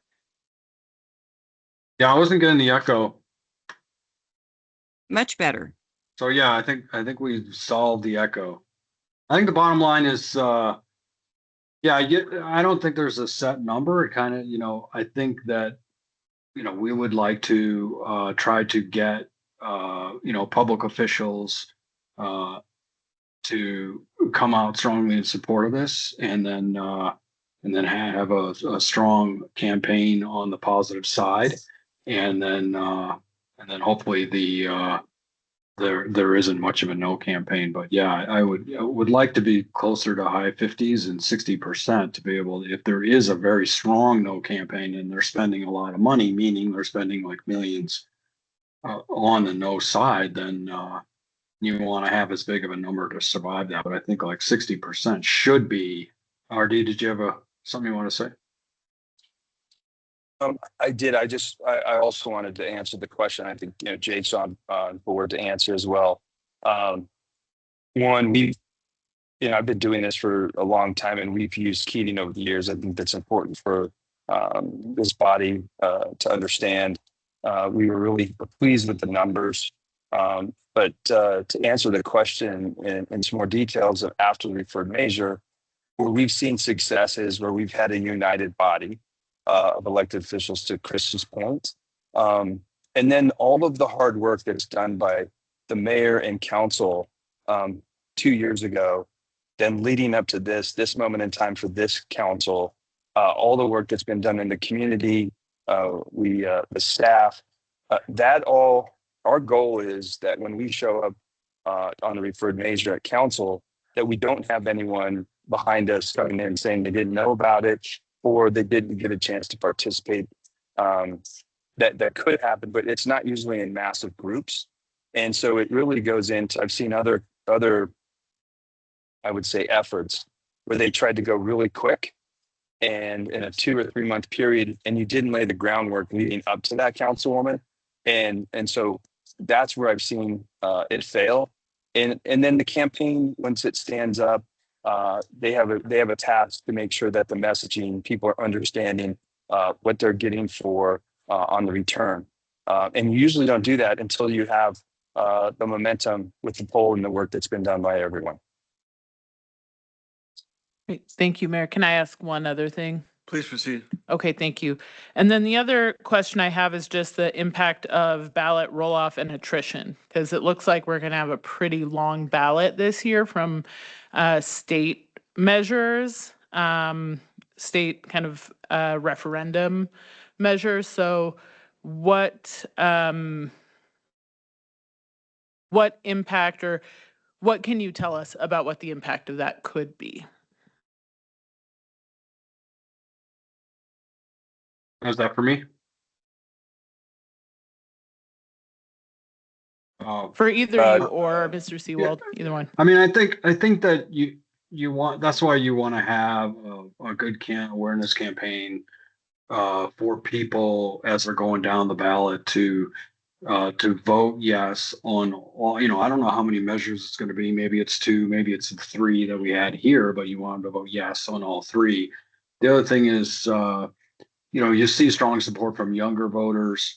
And we want to make sure that that younger voters know about this and that they vote all the way down the ballot. And that's why I think having a campaign to give people that awareness is extremely important, and that can avoid the roll off in terms of people not voting fully down the ballot.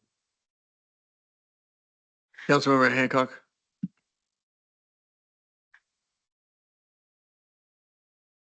Councilmember Bergen. Thank you, Mayor. Thank you for the presentation. Obviously, I saw it at the Infrastructure Task Force. Just to that point, though, I think we had mentioned that during this phase, that if council members want to have presentations at their town halls, which I plan to do, that will also help. I mean, obviously, the polling is very strong in a positive way, but I think just to capture anybody that was undecided, that if we present information like you have just done, and staff has done, that might help us push that needle a little bit further to the positive side.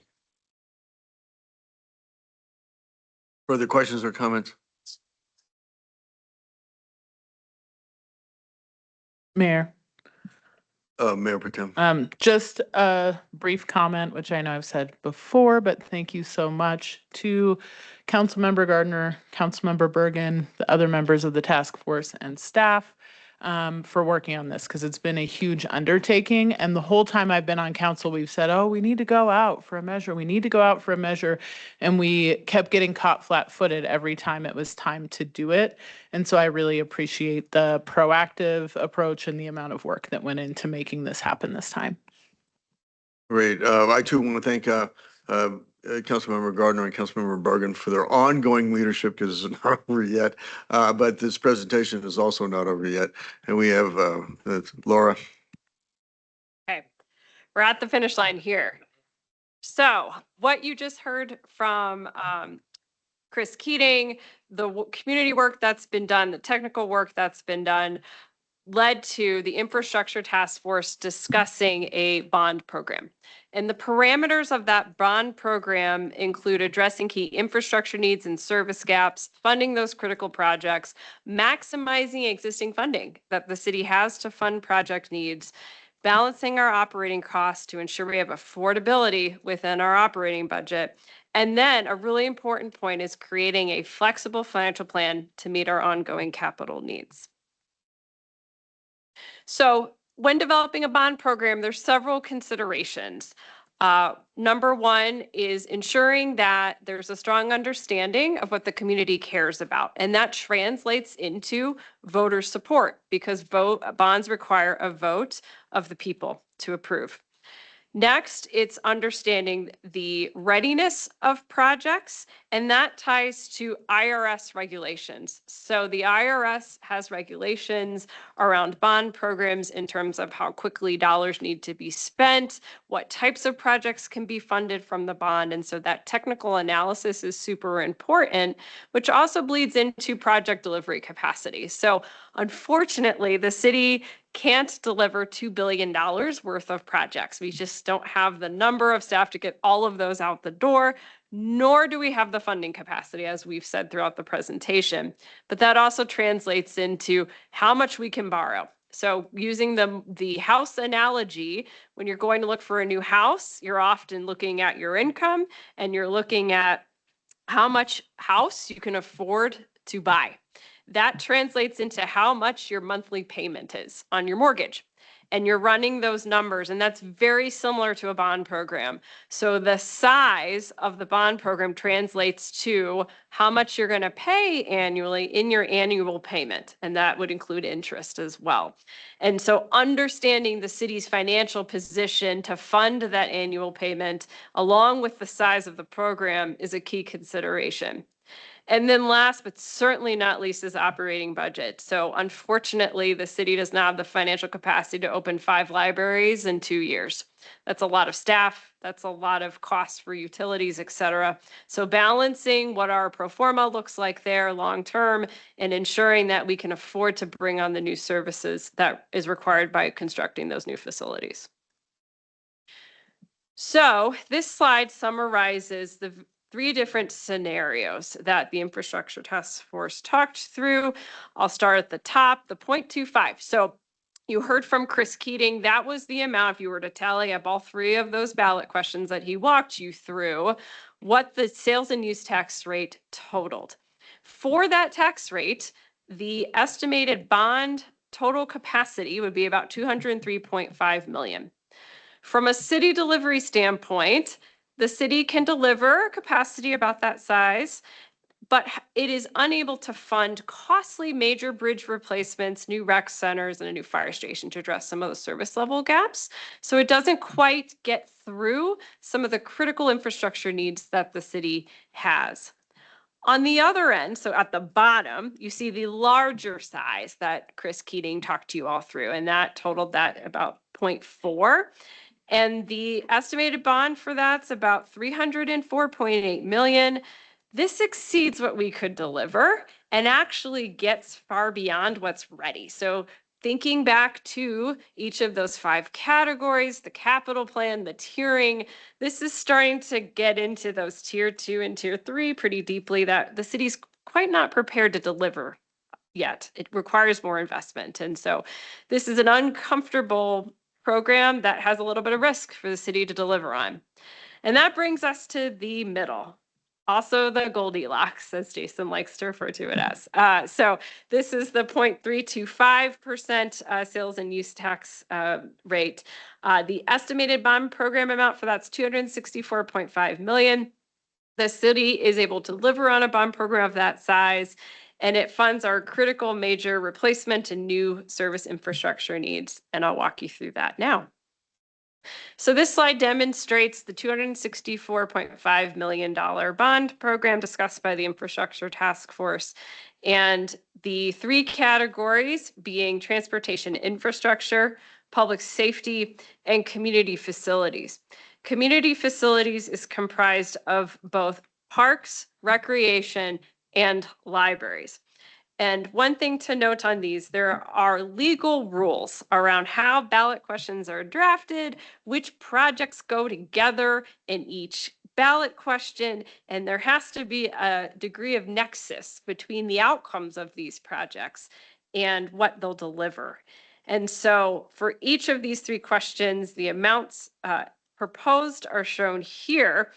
And then in order for the city to be able to afford the annual payment that would be required for the program, you'll see the sales and use tax rates broken out by area there, all totaling to the 0.325. And within the bond program itself, in each of these three areas, funds 65 distinct projects and leverages over 44 million in existing capital funding that the city has today. So breaking down the types of projects included in each of the areas or questions, the first is transportation infrastructure. In this purpose, there are 47 distinct capital projects, 30 of which are traffic intersection and pedestrian projects across the city. This is a strong desire, as you all saw in the polling and the community feedback that we've heard.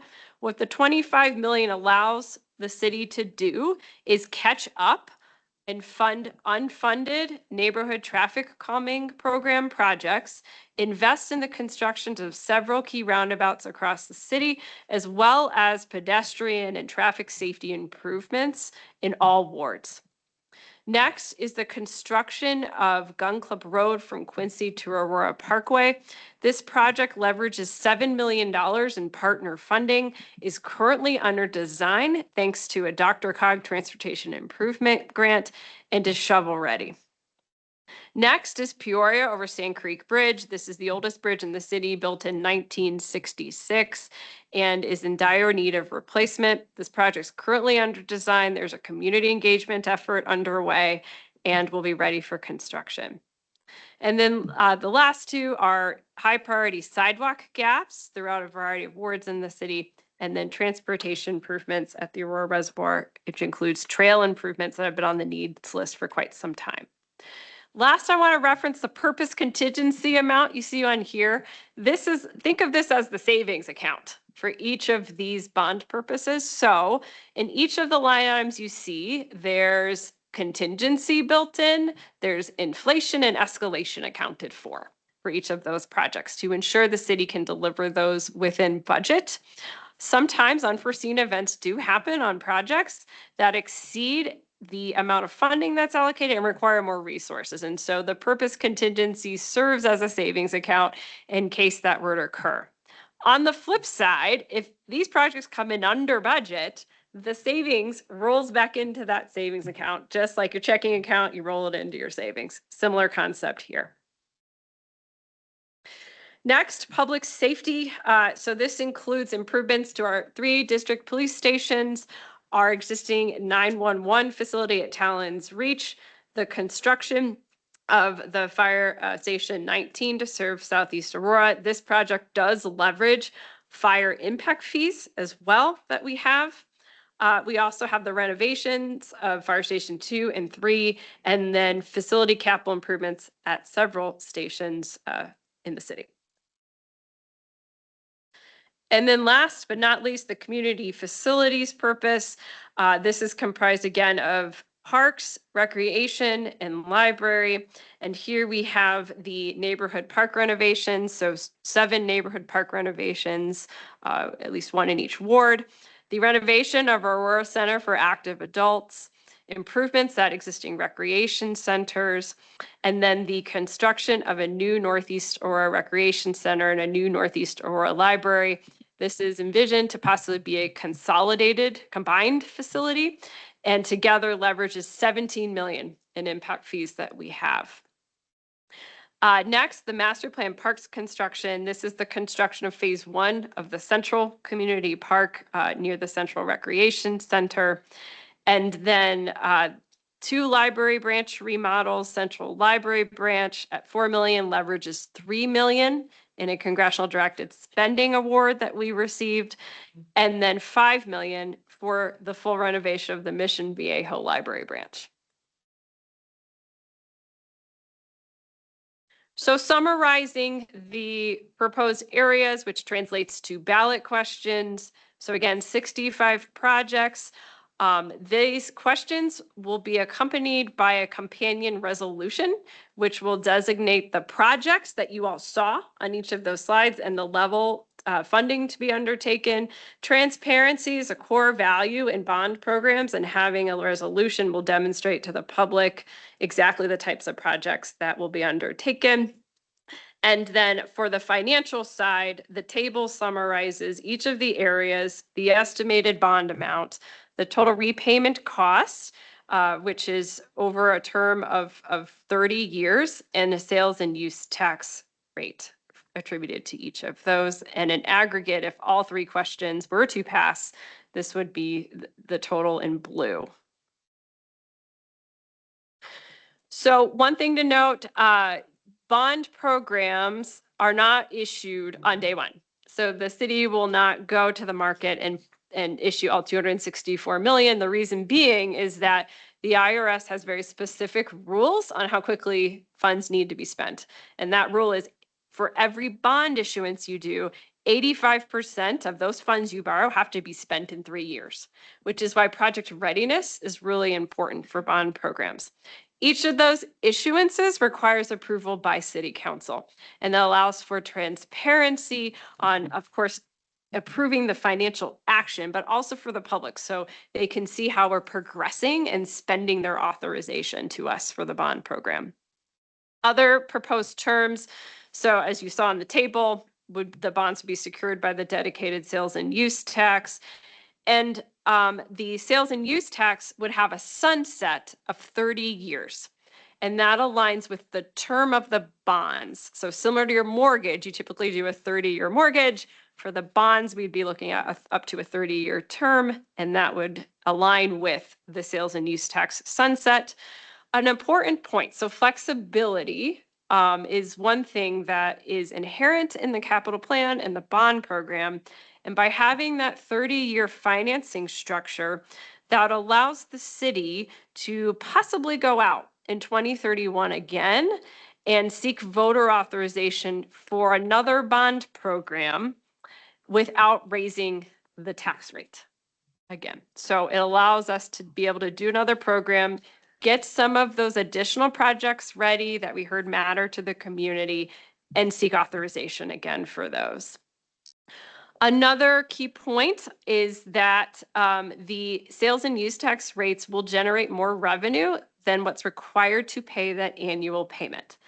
And this is a positive for two reasons. One, in times of economic and financial volatility, it serves as a cushion to support the city in being able to cover those annual payments.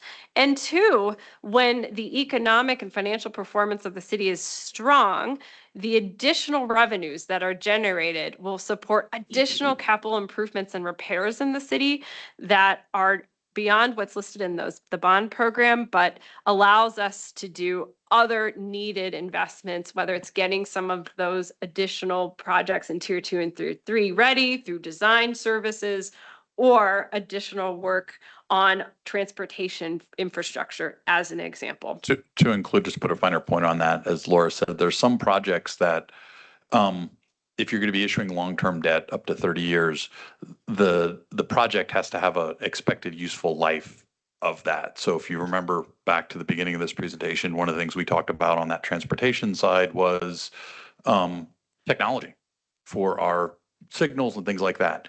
Last time I checked, technology does not have a 30-year lifespan, expected lifespan. Scott, I'd love if it did, but it doesn't. So that pay-as-you-go standpoint for things like that, there are some projects that just don't lend themselves to bond financing. And so then again, this gives us flexibility, allows us to get deeper on that list and use the appropriate funding source for the appropriate project. Just a quick question. Is there a special reserve that's kept you to support the bonds? Yes, so these, the repayment numbers assume what, a 2 times coverage. And so that is really the reserve that we're talking about, the additional funds that would be generated. Yep. Further, any questions, comments? Keep moving. Okay. So the comparison slide. So currently, this is where the Aurora sales and use tax rate is in comparison to other metro area cities. So you'll see, as we're in 3 counties, the 2 counties here, Adams and Arapahoe, have 2 different sales tax rates for the counties. But the column of the city column is sorted from largest or highest sales and use tax rate down to lowest. And so you can see here in peach where the city sits. And then if council were to approve to move forward with the 0.325, again, if all questions were to pass, this is where the city would sit. One thing to note here is that many cities in the metro area tax groceries. So they charge sales tax on groceries. The city of Aurora does not. And so that's a key differentiating factor when it comes to how much residents pay. All right. So I am going to talk about kind of the 3 different levels of recommendations that the task force had. I mentioned at the beginning of the presentation, we kind of had a short term, a medium term, and a long term recommendation. I'm going to go through each of those. And then up on the screen, but primarily in your packet, sample ballot questions are included, and then we'll have a couple questions for council. So first up, the first recommendation on the short term is pursue voter authorization for a $264 million bond in this November's election, broken out as we've presented, but again on the screen.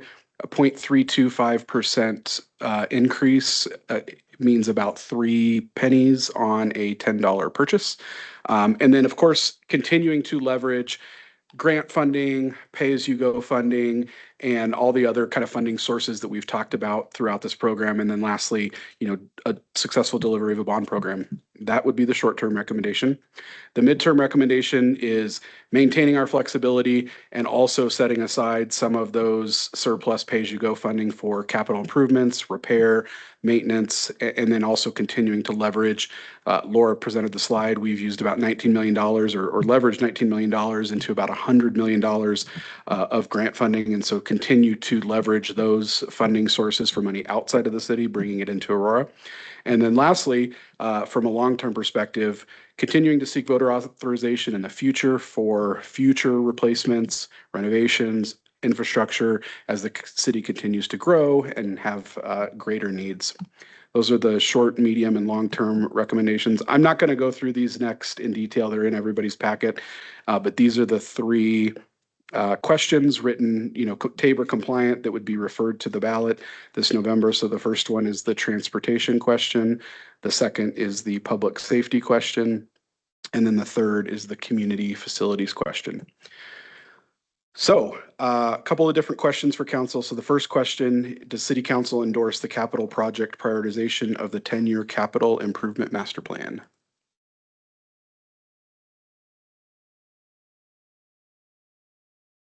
Any comments? Is there any objection? Seeing none, then that's the direction.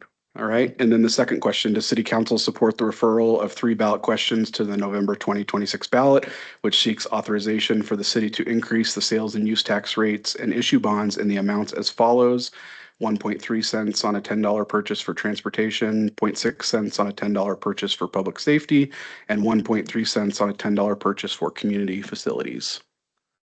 Comments? I guess maybe a question. I know Councilmember Curtis and Councilmember Bergen, you looked at the polling quite a bit. When you test each one separately, but when you have all 3 on the ballot, is there an impact on that? No, some of the feedback that we heard is most people will tend to all 3 or none. They won't necessarily split. And I think Laura talked about this a little bit, but the recommended amount is really kind of in between the low and the high. We had still really strong support for the high, the high amount, but that exceeded what our capacity was. And so this kind of represents that sweet spot of strong polling, meets our needs, and also we have the capacity to address. Well, let me put it this way as well. I mean, it's really important. I think it's been stressed by Councilmember Gardner, by our Councilmember Bergen, by the consultants, the need for council members to be on board for this. And so, you know, I would hope that if you're supportive here now, that prior to the actual vote this November, you're still supportive. Is there any, let me, that's my hope, right? And if you're not, I'd like you to state your concerns right now.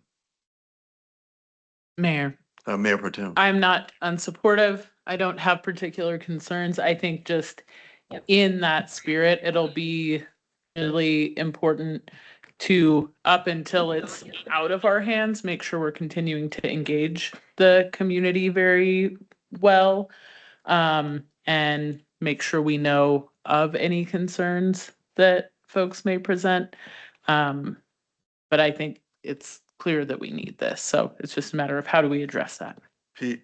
Yeah, Pete Schulte, City Attorney. So just to talk a little bit about that for the next process. So if we do get the support from you all on the question that Councilmember Gardner just asked, and there's no objections to that, my office will draft the ordinances to come forward, and we've got to have that done by August, which I'm sure you'll talk about. But that's when the prohibition about using any city funds or anything else goes into effect. But it does not limit council members from using non-city funds. They can use campaign funds. They can do anything they want if they wanted to. Do things. You can do them at your town halls. Again, just the crux is not using any taxpayer dollars to support or oppose the ballot initiative. So I love the question that's here, but showing support today doesn't limit our ability to keep talking about it until those ordinances become effective. Mayor. Councilmember Gardner. Yeah, one other thing I want to mention, just kind of along these lines. So this will not be the last bit of polling that we do. The campaign committee, as part of that process, once it kind of moves away from the city and into a formal campaign, we will do other rounds of polling to kind of see, you know, whether it's macro issues in the world or whatever else might impact this moving forward. So even though we hopefully will refer it to the ballot in June, we have until, I believe, in August to pull it back. And so if for whatever reason there are macro issues or anything else that this isn't the right time to move forward, we will still have that ability to change course. This was parallel really to the Downtown Development Authority vote that we had, that at when it was approved for the ballot, that the city could not be engaged affirmatively in any type of campaign, really directly or indirectly, in supporting the passage of it. And Councilmember Gardner, thank you for your leadership on that again, and thanks for those other members who were involved in that. And Mayor. Great. Councilmember Morgan. No, I just also stress the point that we, there's echo. Stress the point that we have not had a tax increase since 1993.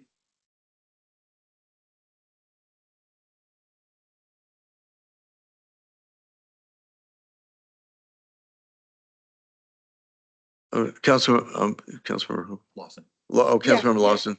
Oh, thank you, Mayor. So just for clarification, this is going to be 3 separate ballot questions. Is that what I'm understanding on the ballot?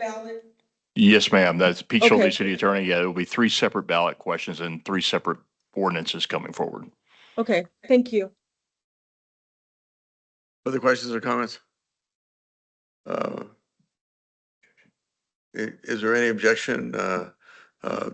Did we already do the 3 ballot measures? Yeah, if you can go back one slide, I don't know who's controlling it. That second question here, is there any objection to council supporting the referral of the 3 ballot questions to November 2026 ballot, which will seek authorization for the city to increase the sales tax and issue bonds in the amount as follows? Again, this doesn't lock us in. It just tells staff that we're ready to bring it forward. If there's any objection. Is there any objection? Seeing none, then that's the direction. Okay, and just real Right, quick. if we can, Oh, sorry. no, go ahead. I was just going to touch base on the timeline, but if you want to do it, sir, go ahead. Yeah, so if we can go to the last slide, just to give folks an idea of what next steps will look like.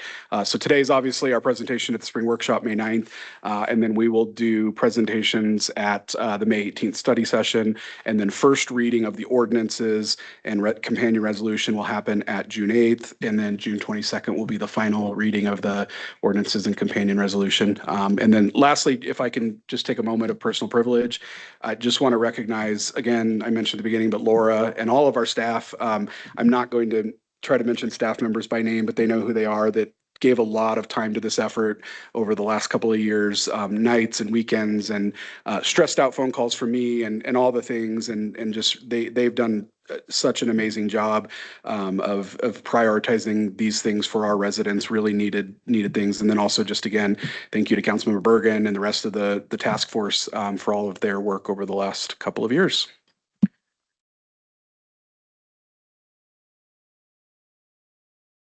Yeah, so just again, so looking at the dates again, so June 22nd would be the final reading. If there's no changes, obviously that would be the final reading, the ordinance would pass, but technically it doesn't go into effect to approximately 30 days after, right? Depending on publication dates. So generally, to err on the side of caution, I would say after June 22nd, we should be careful about expensing any city funds, but definitely after the ordinance goes into effect. Let me, a question to the co-chairs. For Build Up Aurora, Councilmember Gardner, Councilmember Bergen, we can count this as the study session, if you would like. I would be So fine with that, but I'll defer to the Councilmember Gardner. I don't know if it's better to have another public outreach or not. So, Mayor, the reason I think we should still do study session, and perhaps we don't need a 90-minute presentation, but because this isn't available to the public, I think in the interest of transparency and ensuring we follow the process, I would do at least a brief presentation at a study session. Very well, that's the direction we'll take then. Thank you. Laura?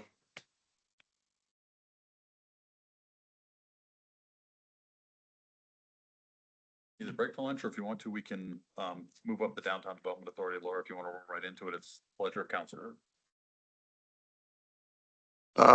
Is there any objection to going forward with the Downtown Development Authority presentation? Okay, then that's what we'll do.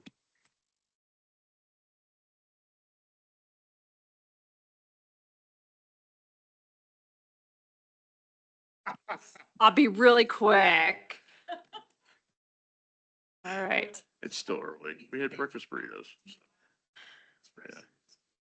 Okay. My time. All right. Good morning, Laura Perry, Deputy City Manager. Next item here is to give you all an update on the Aurora Downtown Development Authority Board application and appointment process.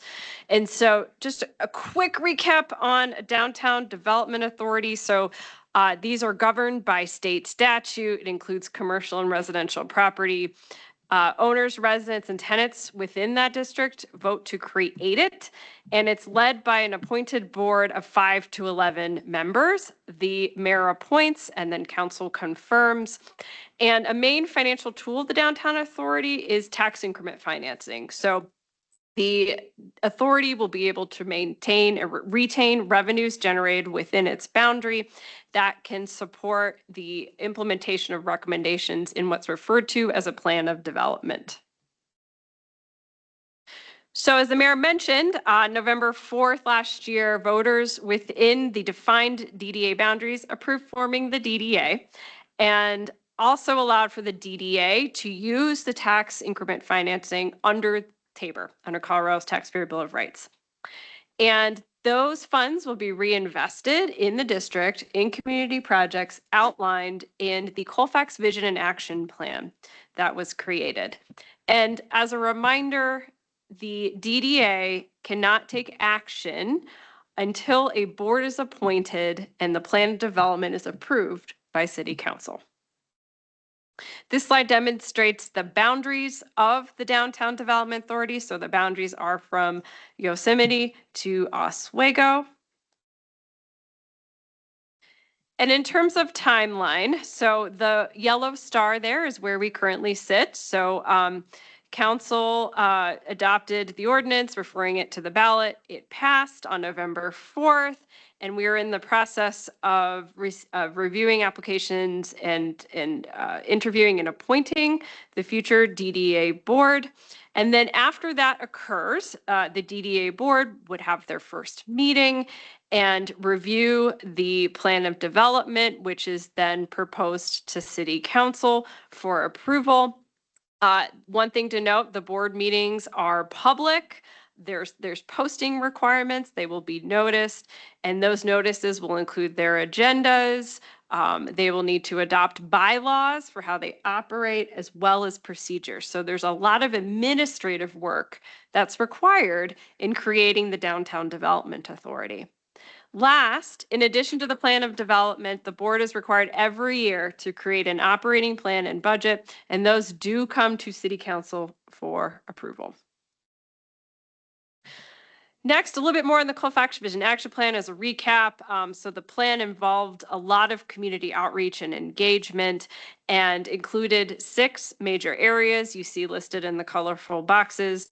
This plan will serve as a plan of development that's required by state statute.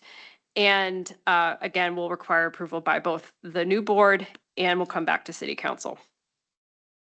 In addition, a main component and recommendation in the action plan was the creation of a CDC as well to complement the work of the DDA. And the CDC is not restricted to a specific boundary like the DDA. Their services can span a much greater geographic area. So within the board itself, the composition of the board, there are several legal requirements. The first is that the board's 5 to 11 members, and those members must be registered voters that are do not have to be registered voters, but they must be 18 years or older. They must be a business. It could be a non or for-profit business, resident or property owner within the DDA. A manager or agent of an employee of a business in the DDA is also eligible. The majority of the board members must either live or own property within the DDA, and only one member of the board must be a city council member. So no city employees are allowed to serve on that or additional elected officials.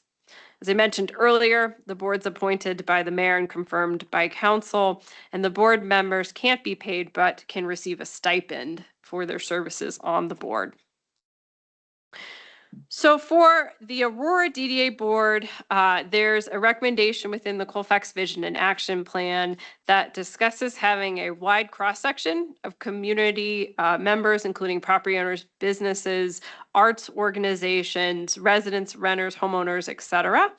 And the proposed qualifications are listed here, and these qualifications were discussed by a working group which was comprised of community members and has been foundational to every step of the process, from applications to interviews and so forth. So timeline for current process. So on January 20th, early this year, the application period opened. It closed on February 28th. The city received 33 applications. These applications were thoroughly vetted by the city clerk's office to ensure that every application received met state statute eligibility requirements that I just walked you all through. The list of the eligible applicants were posted online, and community feedback has been accepted at every step of the process.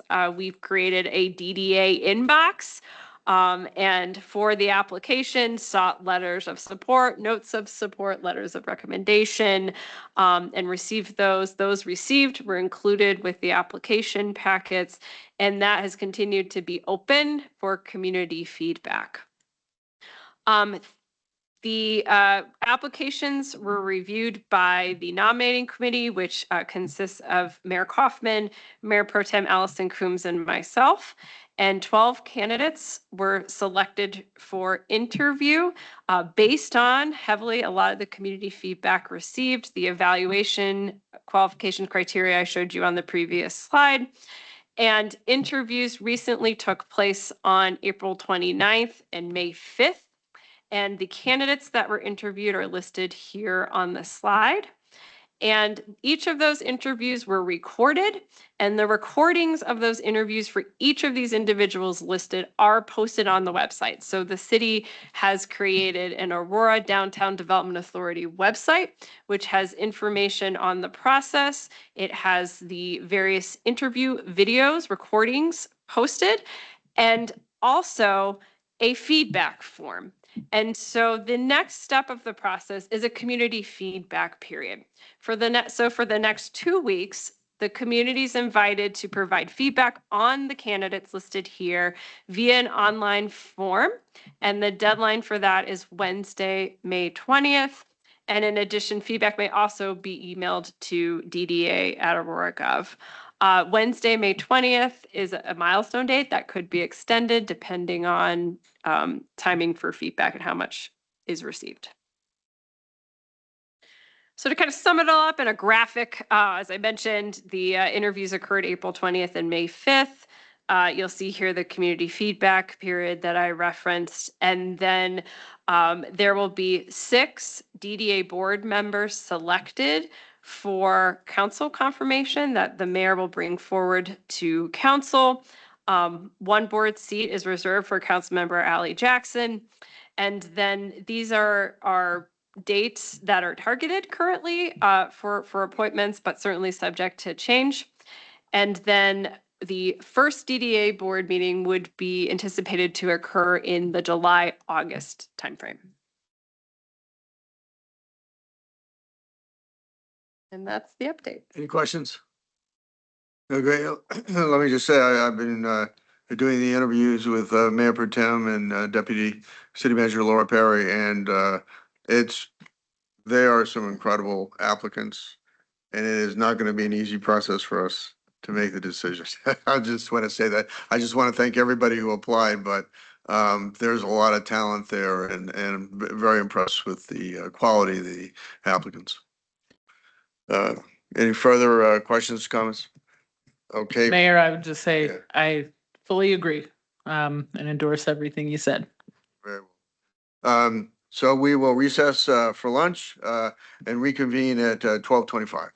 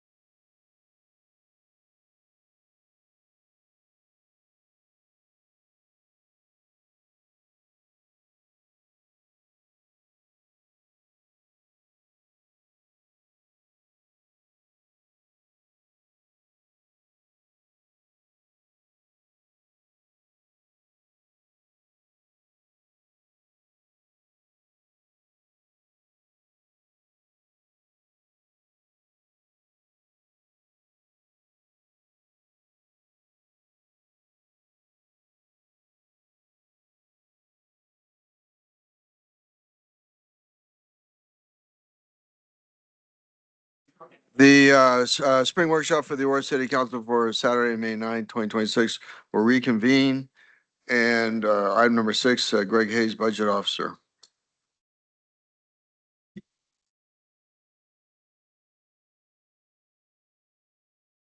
That one? Yep. All right. Greg, I know, right? Greg Hayes, budget guy. I'm set up for 90 minutes and Pete just bet me $1 that I could do this in 45. So I'm gonna try to win $1 today. All right. Well, I'm gonna tell you why we're gonna need it here in a bit. All right, so a little bit about what we're gonna talk about today. 2025 general fund, we added a little bit to funds available. That's good. 2026 so far, just a couple of months in, but we're seeing some cracks. And 2027 leads forecast and economic indicators came in, not necessarily good news for us. And we're not balanced in 2027, so we've got some work to do. All right. 2025 general fund year end, we ended up just a little bit better than projected by about $1.7 million. Pretty good news. Fully funded reserves. We had a little bit more expenditures than we projected, but a little bit higher revenue to cover those expenditures, with audit revenue and interest covering shortfalls in sales and auto use tax. You'll see that's a little bit problematic for us because the sales and use tax is the most important revenue source in the general fund. And so if that's falling short, that's a problem for us. All these numbers are subject to change, but that's what we're seeing right now. Mayor, can I ask a question? Councilmember Gardner. So Greg, on the audit revenue, are we at the point where kind of those diminishing returns come in where more audits won't? No, we had the best audit year ever last year. And it started this year are starting well too. All right, yeah, you have to sit on the mic because I would just say at this point, it's important that we would continue to consider if we need additional auditors as businesses grow in Aurora. I think compliance is a critical component of that, and it definitely adds to our revenue. Yeah, and that's why I'm asking, do we need more resources into that? So thank you. All right, general fund, let's talk about the current state. The 2026 revenue right now is trending a little short of budget at the moment. The operating revenues just we're pretty new into the year so far. Through March, our operating revenues is about $1.1 million off of our budget. Bad in January, horrible in February. March was oddly not too bad at all. So sales tax collection is about 3.6 million off as of then. The worst February we had since 2002. I'm going to show you about that in the next slide. Auto use tax is off by about 888K, so it's just kind of continuation of the weakening there. But then again, audit, interest, and interestingly, miscellaneous income is coming in stronger than what we projected. So that's why we're not seeing huge drop-offs in the operating revenue. On the capital side, they continue to be weak. I've been telling this story since clear back in 2024. Houses just aren't being built at the rate that they had been in before that. So here's your recent sales tax performance. If you remember this from back when I talked to you during the winter workshop, we tracked the sales tax the same month of the prior year. So you see that negative 6.6% in February of 26 versus 25. That is the worst drop in a February sales tax since a bright-eyed and bushy-tailed young revenue analyst named Greg Hayes was here. And that was the month after the worst drop we ever had, which was in January. That was the recession that I caused clear back in 2002. Not as bad as the one Jason caused in 2008, but that's different discussion altogether. All right, so let's look about on the expenditure side. It's way too early to tell what's going on with expenditures, but I can tell you that turnover is low compared to the previous 5 years. So we're looking at turnover reports. You'll see the terms so far. We're sitting at 94. These are 94 people that terminated, that quit their jobs in 2026. We've got another 70 or so that were vacant before that. So we've got about 160 people, 160 positions vacant. But that 94, that's sitting at an annual rate of 11.2%. It's actually 11.1 on there. That's the lowest that it's been since before 2020. So it's good news for the city.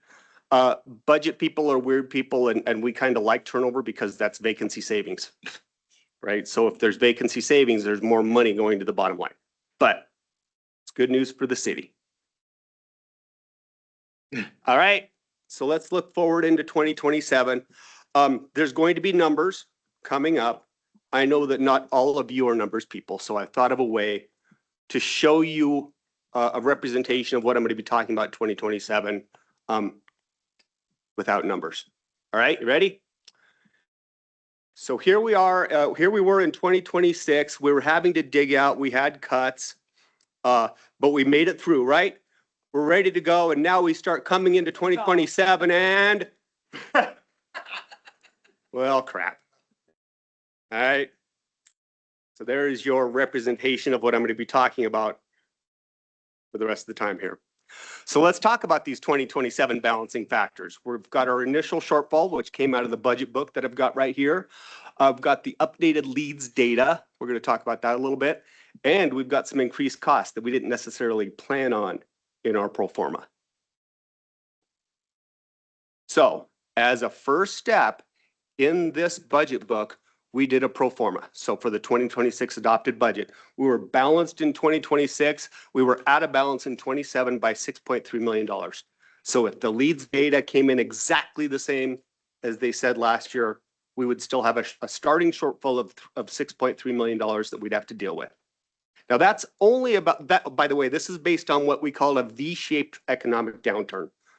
A cruddy 2026, but a great 2027. All right. We were going to grow out of the problematic 2026. And that $6.3 million, it's only about 1% of the general fund. So I'd say it's bite-sized to balanced is what I would call a number like that. All right. Here comes the leads projection. And as a reminder for all of you, about 80% of our revenues come from the CU, from the Lead School of Business, CU Boulder. All right, so what they do is they have a scholarly examination of Aurora revenues, sales, use tax, property tax, using economic inputs and other factors. They look at the personal income, the retail trade, the gross domestic product, employment, vehicle sales, construction. They take a lot of this data and do sociometric modeling with it. And here's what their model looks like. Basically, all of the data and sources that are on the right-hand side of this slide, they take all this information through and they figure what is it for information doing to the national economy, and then what is the national economy going to be doing to the Colorado economy, and what's the Colorado economy going to be doing to us here in Aurora. Any questions on that before I get into what they're showing us? All right, so let's talk about their model. Here's their model. Oh, yes, Councilmember Bergen. Okay, I can't tell. Can you hear me? Yes.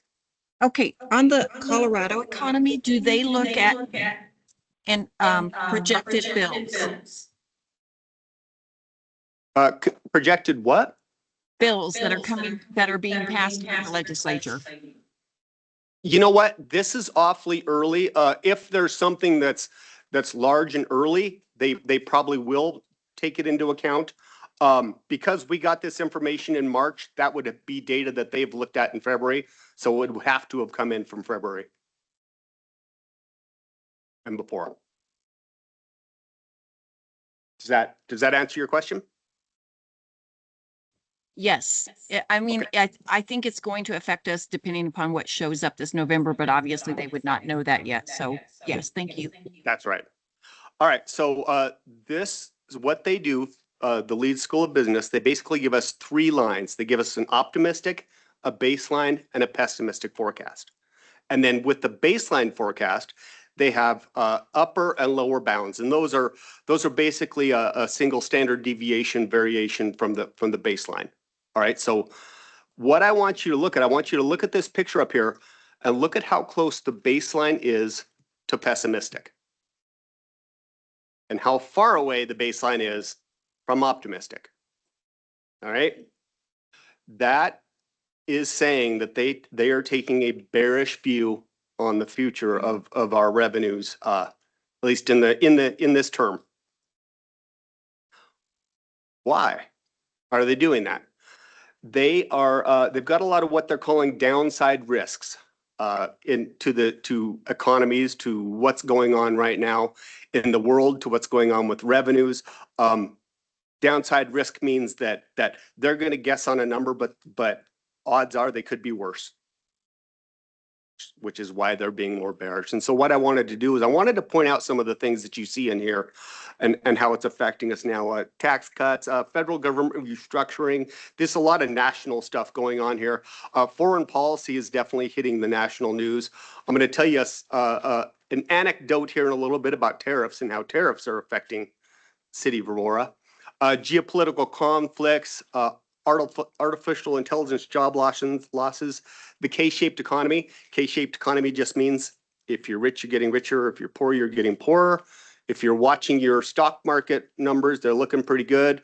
But if you're paycheck to paycheck and you're looking at $4.50 gas and $8 a pound hamburger, you're going, whoa, how am I getting out of this? All right. And I love spring weather event, extreme weather events. Drought, anyone?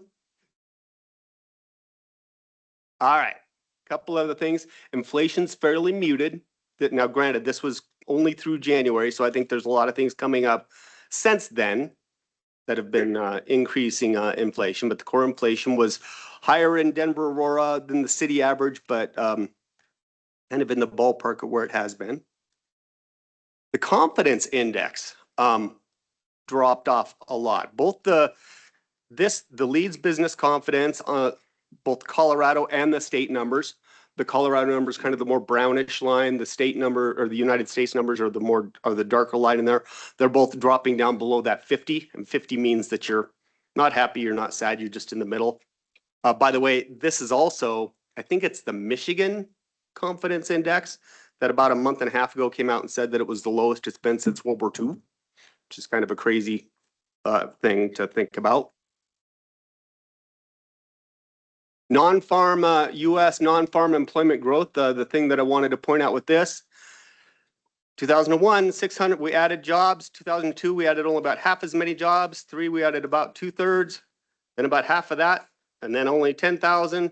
And so far in the first month, this was only through January, we were actually taking jobs away, U.S. non-farm growth, employment growth.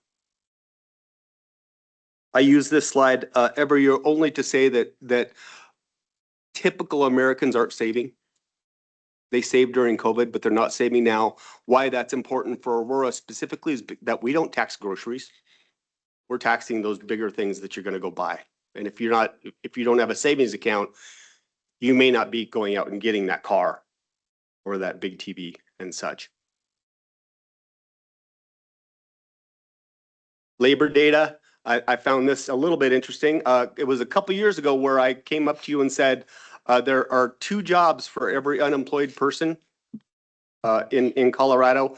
Now there's 0.9 jobs for every unemployed person. So here's what the leads projection looks like. It's no longer a V shape, it's now a U shape with no growing out. And so here's what I want you to focus on. Hopefully this will work. Yeah, I want you to focus on this budget right here. This was last year's projection.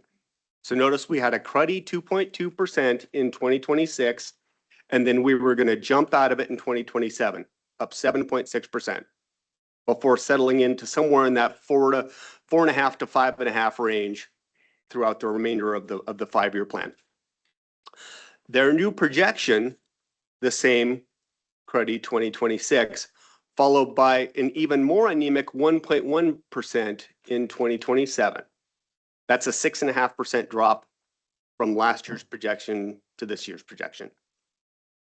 And then after that, you're like, okay, that's hurt, but can we grow out of it? You'll notice 2028 is the same number. 2029 is basically the same number. 2030 is the same number. So not only are we dropping in 2027, we don't have that fun growth to jump back out of like we did last year. Now, I told you about those bands, right? The lower and high level bands to the baseline. So we're looking at exploring some adjustments, whether we need to be as pessimistic as Leeds, or if we can choose to be somewhere kind of different than that, than where they are. But the current shortfalls that we're expected are somewhere between 10 and 25 million, and most likely ongoing. And that's in addition to where we started there. And you're never going to want to talk to me again, and I totally understand that. I'm very sorry. I know. There's also going to be some shortfalls in capital related, but not near what they were last year. We'll probably be able to handle it without much issue. So here's the third leg of your cruddy stool. Increased costs are also popping up. So we built in additional costs into our pro forma. We say that utilities are going to grow 4% a year. Interfund charges, which are charges to your fleet and to your risk, are going to grow 6% a year. That your wages are going to go somewhere 3.5 to 4. That health insurance is going to grow at 5. We have all these projections built into that. There's some large things that we're hearing about on the horizon that are more than what we projected. And the first one's a great example. This is about a month and a half, 2 months ago. Excel came out and said that they're expecting a 50% increase in Excel rates by 2030, including a 10% increase coming up this August. All right? That's more than what we had. The second thing that's worrying me right now, this war, the skirmish, whatever you want to call it, the gas prices increases are coming at us at a very bad time.